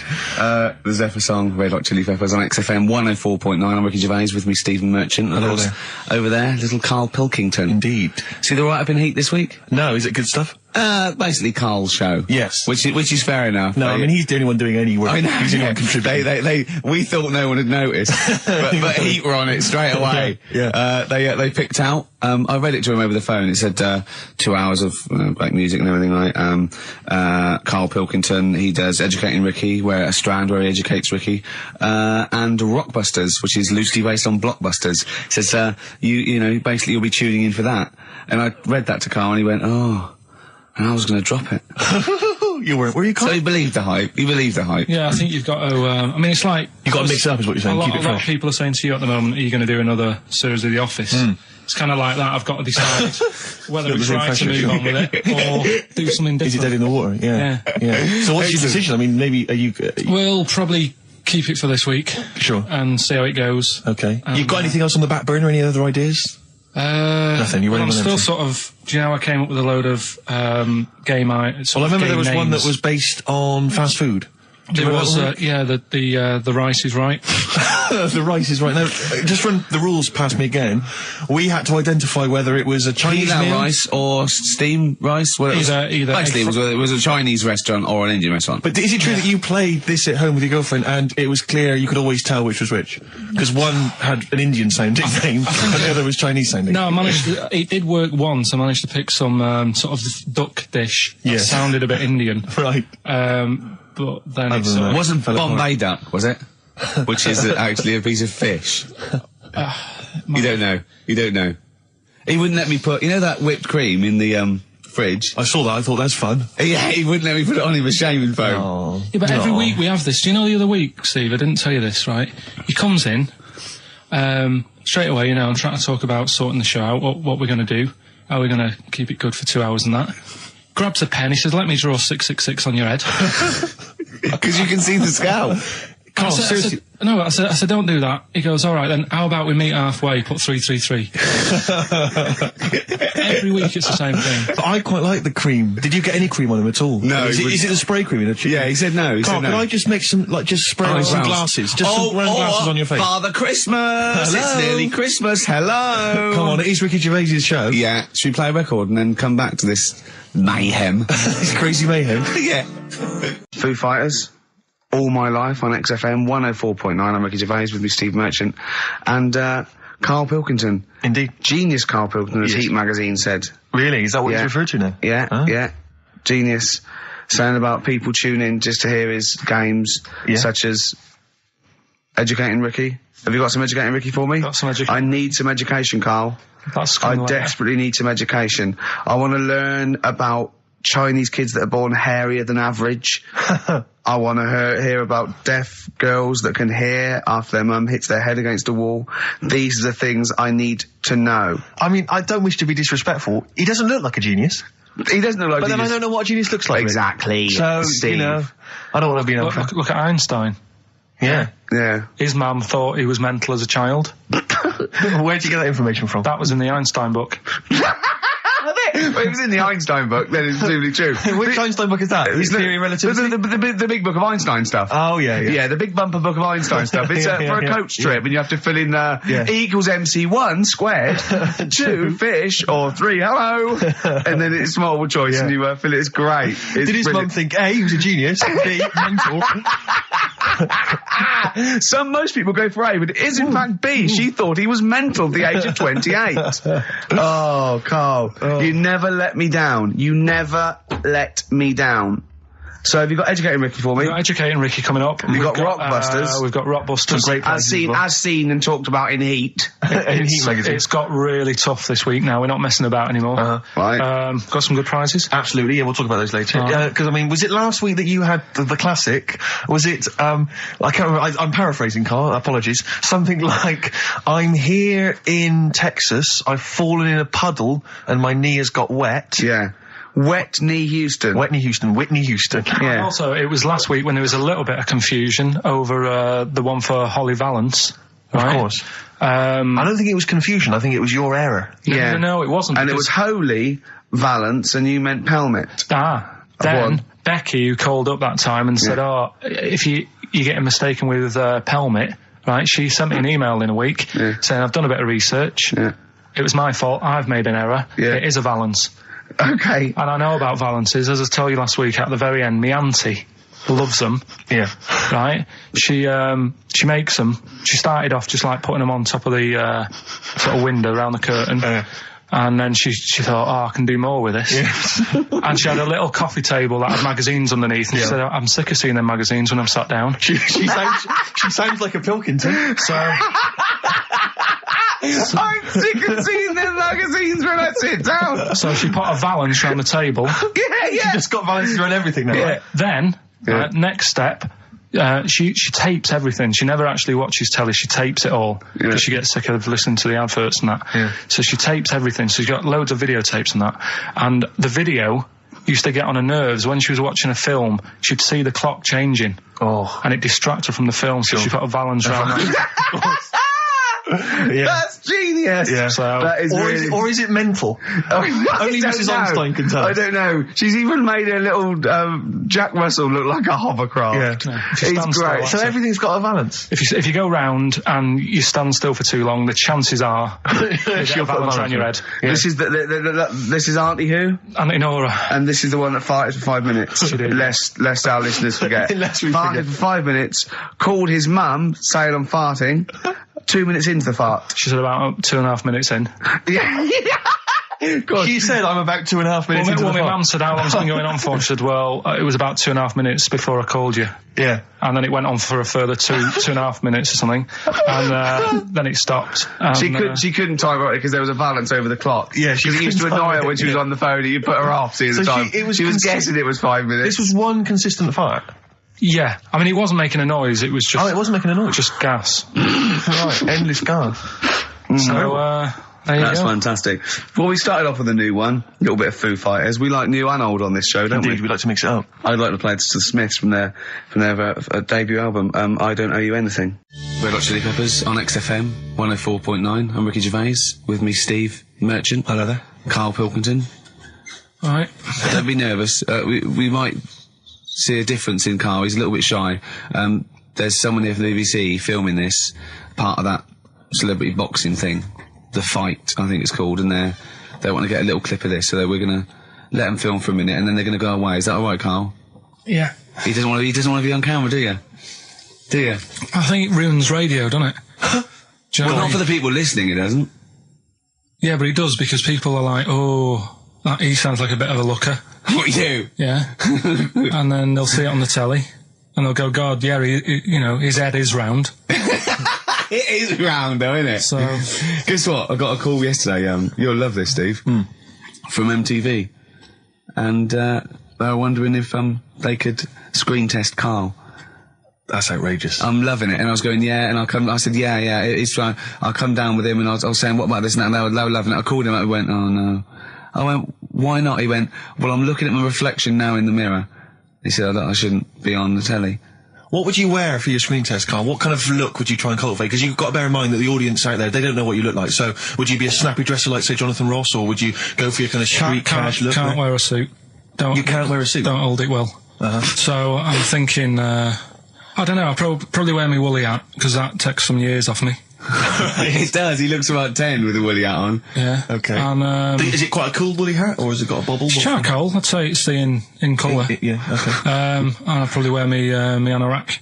Right. Oh, he's going for he's going for glam. He's going for quite a glam look. No one else has dressed done for it. a jumble sale. Wow. Yeah. But I'm not that happy about it all, to be honest. Are you going to do it? You're not going to do it? Well, I'm sort of stuck in the middle, because throughout my life so far, I've never planned for anything, right? It's just always happened. Yeah. The time, you know what I mean, being in plays at school, never planned it, but when I did it, I went down the store. It was a triumph, yeah, we all remember that. So... As I remember, you did Little Donkey.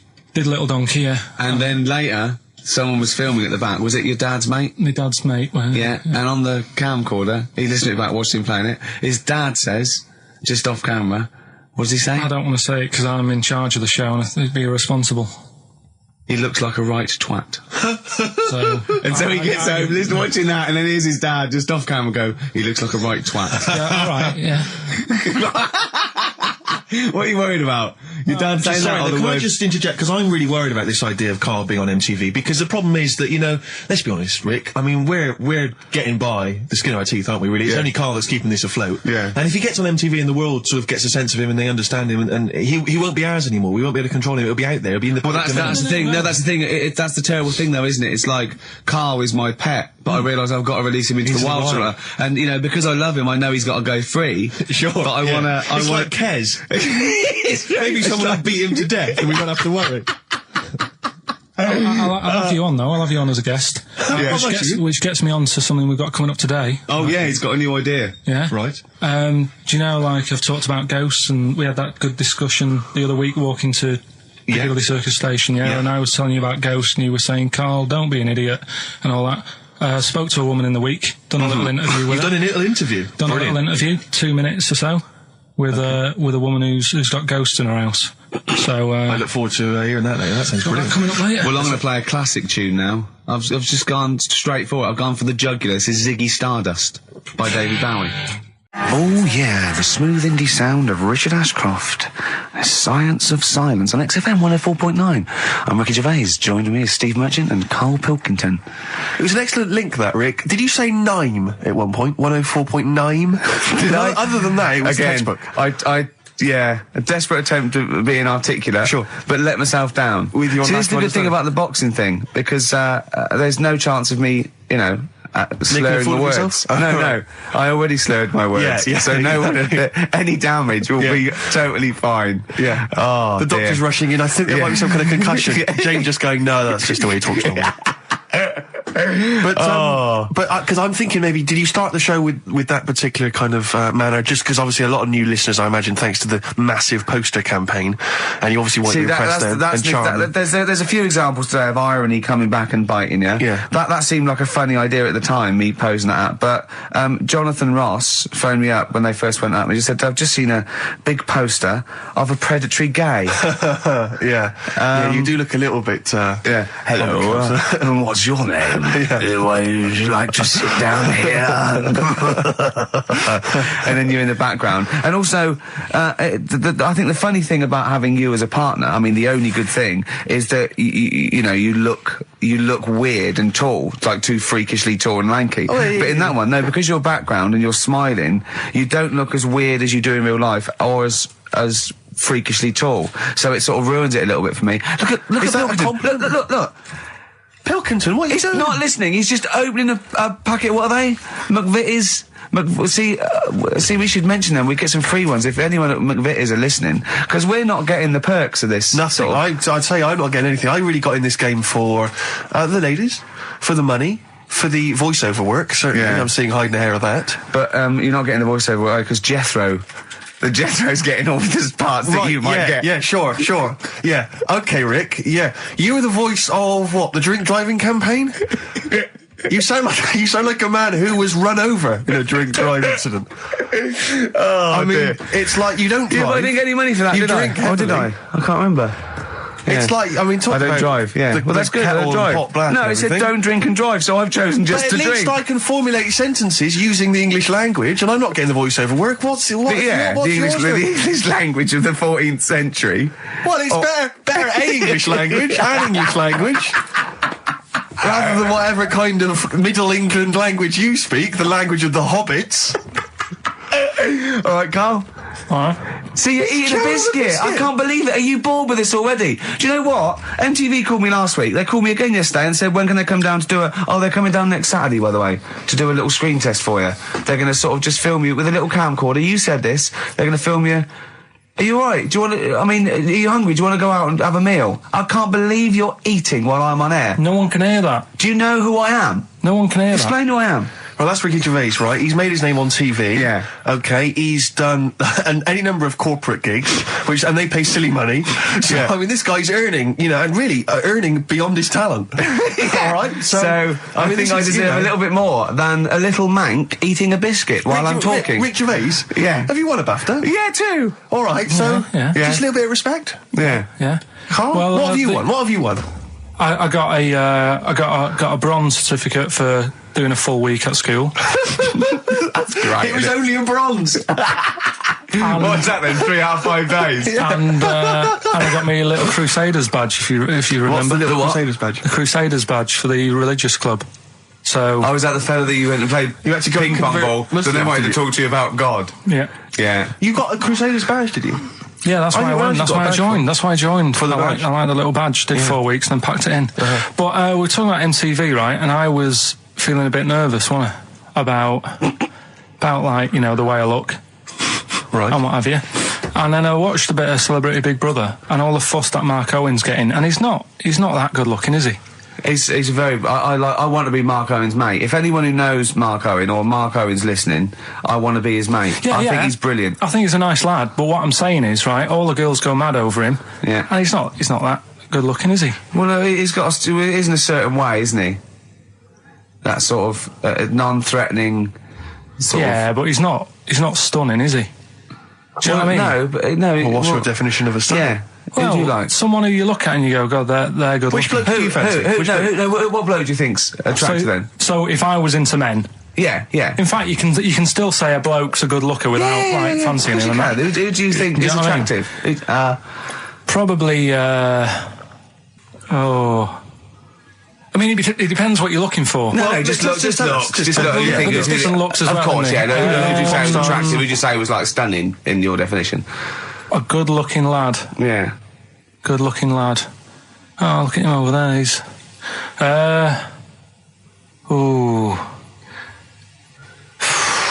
Do you find, Robbie Williams, do you find him attractive? Boy Next Door, look. No.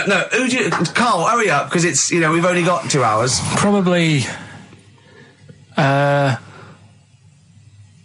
you know? I can't think of one offhand. Mark Owen is pretty good looking then, really. Well, there's not. Just name one bloke that you think's an attractive guy. There must be one bloke that you've either met or that you've, seen in a pub Who do you or think on a is poster. attractive? Tell you what. Go on. Tell you what. Works here. Young Alex Zane. Alex! Well, we know Alex, maybe we can fix you up. Oh, I love you, Alex. You got so Richard Ashcroft, Science of Silence on XFM 104.9. I love that. Yes, correct. He's one of my favourite artists now. I just think he's so. I don't know why he's not ballistic. He's got everything. He's like one of our best rock stars. I'm Ricky Gervais. Hello there. You're Steve Merchant. I am indeed. Karl Pilkington over there. Big day today. Really? Yeah, for Karl. He hasn't been looking forward to it. He's been whinging in the week. A couple of things. He thinks he's overworked. He thinks he's overworked here, and he's stressed, and he's got to do DIY. MTV are coming in right, to give him the chance of his a lifetime to do just a little screen test, and he's going, well, I'm not going to look good, am I? They're not going to. Why? He said, well, I've got a round head and I'll be wearing headphones. And he's not made an effort. He thinks, they'll put him off. He said, they won't even press record. He's got a spot on his head. I mean, you know, also... Carl, you're not looking forward to it. You're not excited about it. It's a great opportunity. Why is it a great opportunity? to get on MTV. No, but look, money for old rope. Yeah, but look what's happened to people like Jeremy Speak, or whatever his name is. And all Jeremy that. Spake, yeah. Yeah, and yeah, slightly different. Why is it? Well, you're making it in the industry, and you've got something to give. He happened to be around when they were filming an airport. Do you see the difference? All right, the other one then, who's on a boat. Same thing, although at least she had a skill. She had a skill, she can sing, Well, it's just, I think it can all go wrong. Do you know what I mean? Well, of course it can. So can sitting in your little room moaning about nothing happening in the world. He wanted to stop educating Ricky because nothing happened. He said, look what happened last week. I scoured the net. He said, all I found was a dog in a car wash and a parrot and a vicar. Right? I'll tell you what, there ain't much more going on this week. We're talking... listen, me and Steve, yesterday, we took a day off to prove you wrong, and we've come up with two of the most incredible things I told you about, and they're amazing. So there are things out there, but just go for truth. Go for truth and science and discovery. Fact is stranger than fiction. You don't have to revert to sort of like God and ghosts. I know, yeah. Do you know what I mean? But the funny thing is, like... The last couple of weeks I've been saying there's not much going on. Yeah. I found out when I was looking that there was a day in 1930, right? It was a Good Friday. There was no news. There was nothing going on. They had to put a music video on or something on the telly. because there was nothing going on. Play a record. We're going to play some classic tracks today. This is Debaser. Pixies, Debaser. I was looking forward to playing that. Came and said, Carl, I'll play that. I was looking. He put it on. Lauren just called through and said, we played that in the last half hour. Embarrassing. Yeah. So really what is the embarrassing. point of having a producer if he doesn't check things out? So, I mean, it's a good track. I mean, I'm sorry if you heard that twice in the last hour. Go on, So go what on, I'm go on. going to do is listen to everything all the time. I've been running around. I get in early on a Saturday. You got in about the same time as me. I went out and bought you some biscuits, so you're happy. I put the coffee on. Yeah. I've sorted what prizes we're going to give away. I've been running to the library getting you certain tracks. Yeah. I can't listen all the time. I'm doing my best. Well, I'm not sure it's good enough. I mean, I'm worried when MTV come in, if they've heard this kind of shoddy production, they're going to start to wonder what MTV you're... Is it- play the same songs every 5 Yeah, no, minutes anyway, sorry, so- are you sort of overworked because you were on Zoe Ball's show talking? Oh, hello, what's going on here? Well, I thought he was no, I was in the- exclusively on our show. No, I was in the car. I seem to remember, Rick, he was a nobody Yeah. that got a chance to come on air and talk about that. And guess now what he's getting auditions with MTV. Guess what he was talking about on Zoe's show? Oh, hello. All the jellyfish stuff and all that about Can't getting believe stoned. it. Recycling Yeah. material that you've Yeah. done on this show. I phoned in, right, and I went, stop doing material on Zoe's boy. He just hung up on me. That Well, I had a is- job to do. Who do you think you are? Your Look, ego has just gone through Hang the on a roof. minute. What? I had a job to do in the week. They asked me to drive the desk for Zoe, right? They didn't say Zoe, talk. Zoe, if she Yes. talks to you, you can't just ignore her. Yes, you can. you Who can't. is she? Who does she think she is? You made a promise to us, a pact, that you were our kind of... Yeah. Monkey. Yeah. What can I do? If someone takes time off, I've got to do it. It's my job. Yeah, but you don't It's have not to your talk, job. you don't have to use... You're the head of production. We've given you this special gig. This is like taking you out weekends. Yeah, And exactly. you know, if we find out you're getting too much excitement in the week, we'll have to just calm it down. Well, Get another little... well, that's it now anyway. It was only last week.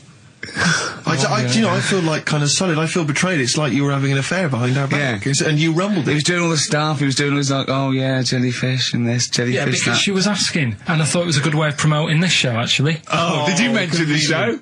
Yeah, I did at some point. Did you? What did you say? I just said more about that on Saturday afternoons. So you talked twice. I only heard you talk once. So you're talking all the time. Well, about 5 times in the week. In the full week, 5 times. Deary Right. me. And one, it was just stuff. You that could they never be a did. monk, could you? Chatting away all the time. Right, what have we got? I blame Ball as well, to be honest. I feel Ball's slightly responsible for it. Yeah. She can't find her own, you know, gibbon to get on the show. She Yeah. can't find her own kind of, you know, loser, then don't start stealing ours. They're ages. Well, coming up, right, Yeah, we've got maybe all- we'll get Fatboy Slim in. Indeed. Next Yeah. Saturday, if you're listening, Slim, Yeah. come in on the show. What's his name? Ernie or something? What's his name? Norman. Norman. Oh, yeah. Right. Ernie! Yeah. I don't Oh, know. that's great, Ernie Ball. Yeah. He wouldn't change his Ernie name. Ernie Cook, that's it, yeah. That's great. Anyway, Go coming on. up today, we have got Educating Ricky. Right, Yeah. okay, is this the last one? You've promised it might be. I believe there's a book out that might help me with this feature, so we'll see how it goes. I was thinking of new features in the week. I've got, wanted to come up with, I wanted to do Celebrity Fact Club. Celebrity Fact Club. All right. That's, I've just got to get some celebrities in first before we can kick that off, so maybe in the new year. Ball and Maybe Cook. Zoe Ball, yeah. Ball and Cook. Yeah, Start yeah, off. Maybe, right? And I've also got, Cook and Ball stories. Yeah. That's nice. good one. Cheers. Thanks, Carl. Yeah. Maybe you could sell that to Zoe's show. And I'm also thinking Through the Ricky Hole. Through the Ricky hole, okay. What's that? That's, I'm quite... No, you just got the title again, haven't you? Yeah. Okay, play record. So, Rockbusters coming up as well. Yeah. Right? Yeah. Eminem, Lose Yourself on XFM 104.9, and Ricky Gervais with me, Steve Merchant. there. But not Karl Pilkington. No, Carl, no. He's gone back to Manchester, innit? It's better than London. Yeah. You don't know it. Manchester's better than London. Instead, Claire Sturgis. Claire Sturgis round of applause for Claire, yeah. Good work. Thanks, yeah, thanks. Yeah, the yeah. posses. The Yeah, posses he's coming will- there in sort of the camouflage gear, and is that quite trendy? Is that what the kids Do are you know, wearing? it's now? funny. Someone actually mentioned Or that are this you on morning. manoeuvres? Yeah, I am exactly. actually, Yeah. taking time out this morning from what I normally do. Sure. I missed the second half talking about that of Celebrity Boot Camp. I don't know what that Coolio. is it? The fella from Milli Vanilli. What, the one that's not dead? Eh? No, the What? one that killed himself, Sure. Steve. Okay. No, I just want to clarify for people. A lot of people don't realise that one of them is dead. Right. I thought it was important to mention it. Actually, yeah, I didn't know. I'll be honest with you, I hadn't thought it through. No. It was a piece of interesting Milli Vanilli trivia that I had, and I wanted to slip it in. But it wasn't really trivia because it was a question. You went, what? The one Rick, who's not what dead. I'm saying, Rick, is I could have found a more tactful way of bringing up the death of one of Milli Vanilli, because I think there's a lot of people out there now upset. Maybe Claire Actually, didn't realise. people who didn't know. That's quite a shock. I didn't see. I mean, I should have sat people down. Who died? Vanilli or Millie? I think it was Millie. No, it's Vanilli. I don't know. No, but I didn't know. I'm guessing. Actually, I'm guessing. Wait, no, I'm not confusing Milli Vanilli and Scritti Pilli, because I mean that is a danger. Oh no, you're thinking of the fellow out of Grumple Palumple. He was amazing. He was amazing. It's a great shame that he topped Grumple himself. Palumple, they're not around us. Anyway, cool, we've got some great tunes lined up. We're going to play today our favourite singles. It's a favourite tune, some of which didn't quite make it as singles maybe, but tunes of the year, because obviously Christmas very soon and we'll be away for a short time. And, I think next week we'll be doing our favourite Christmas songs of all time. Yeah, I'm worried we're not going to fill 2 hours with that. I mean, how many times can you play Shakin' Stevens before... Fairies Out of New York. Yeah, exactly. I mean, that's the only one, isn't it, really? That's the best one. That's the best Christmas song That one's good, ever. but obviously there's Joni Mitchell's The River. That starts with a kind of Christmassy feel. Beautiful. I don't think if there's anything else. Not a great deal. The Waitresses, Christmas Wrapping. Is that one? Is that brilliant? Mine. Is that good? Yeah. So This Is Christmas, John Lennon. Paul McCartney came out with Simply Having a Wonderful Christmas Time. Christmas time, yeah, exactly. Yeah, but John's was Happy Christmas War is over. Yeah.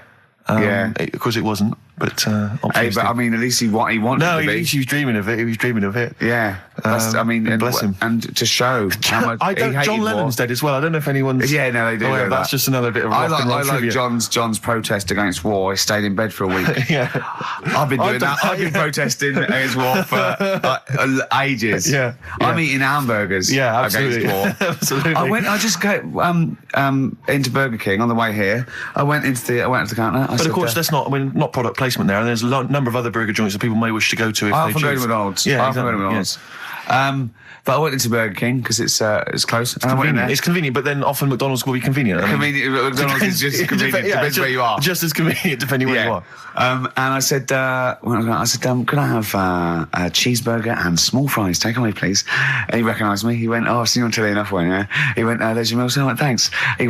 He winked and went, "I'll put large fries in." Brilliant.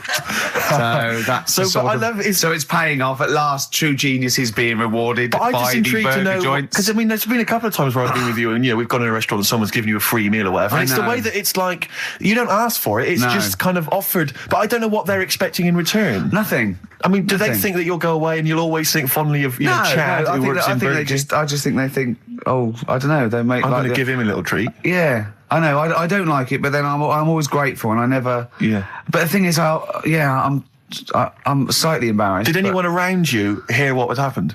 No. Because I imagine the resentment, just the whole room. No, turning they on didn't. You. I had to go around telling them. I went. I said, "Excuse me, did you hear that?" He goes, "No." He just gave me the free thing because I'm on the telly. And I went, "I don't recognise." I went, "You don't recognise me?" I'm terrified now that that someone could be listening at Burger King HQ. I'm assuming this is an unorthodox procedure. And that little fella's got fired. Well, they know it's Leicester Square now because I just mentioned it, so they know which Burger King it is. Oh my God. I don't know. What was his name? Ralph Littleton. He had a name badge. Number 342. Well, I just hope Littleton doesn't get in trouble. So, what are we going to play That could be first? a sad Christmas for him. He's probably keeping his whole family afloat. Bit of Springsteen. Well, tunes of the year. I mean, I know people dismiss Springsteen, but as I say, the gig I went to see earlier in the year, I made Sturgis it. couldn't believe we were going to play Springsteen. Brilliant. I just think, leave aside what you think is cool and trendy and the fact that he's older now or whatever else. Really? Just leave all that behind and just listen to the tunes because, he remains a great musician. Lonesome Day? Lonesome Day, it's the current single and it's the first track on the album. Free chips. Absolutely.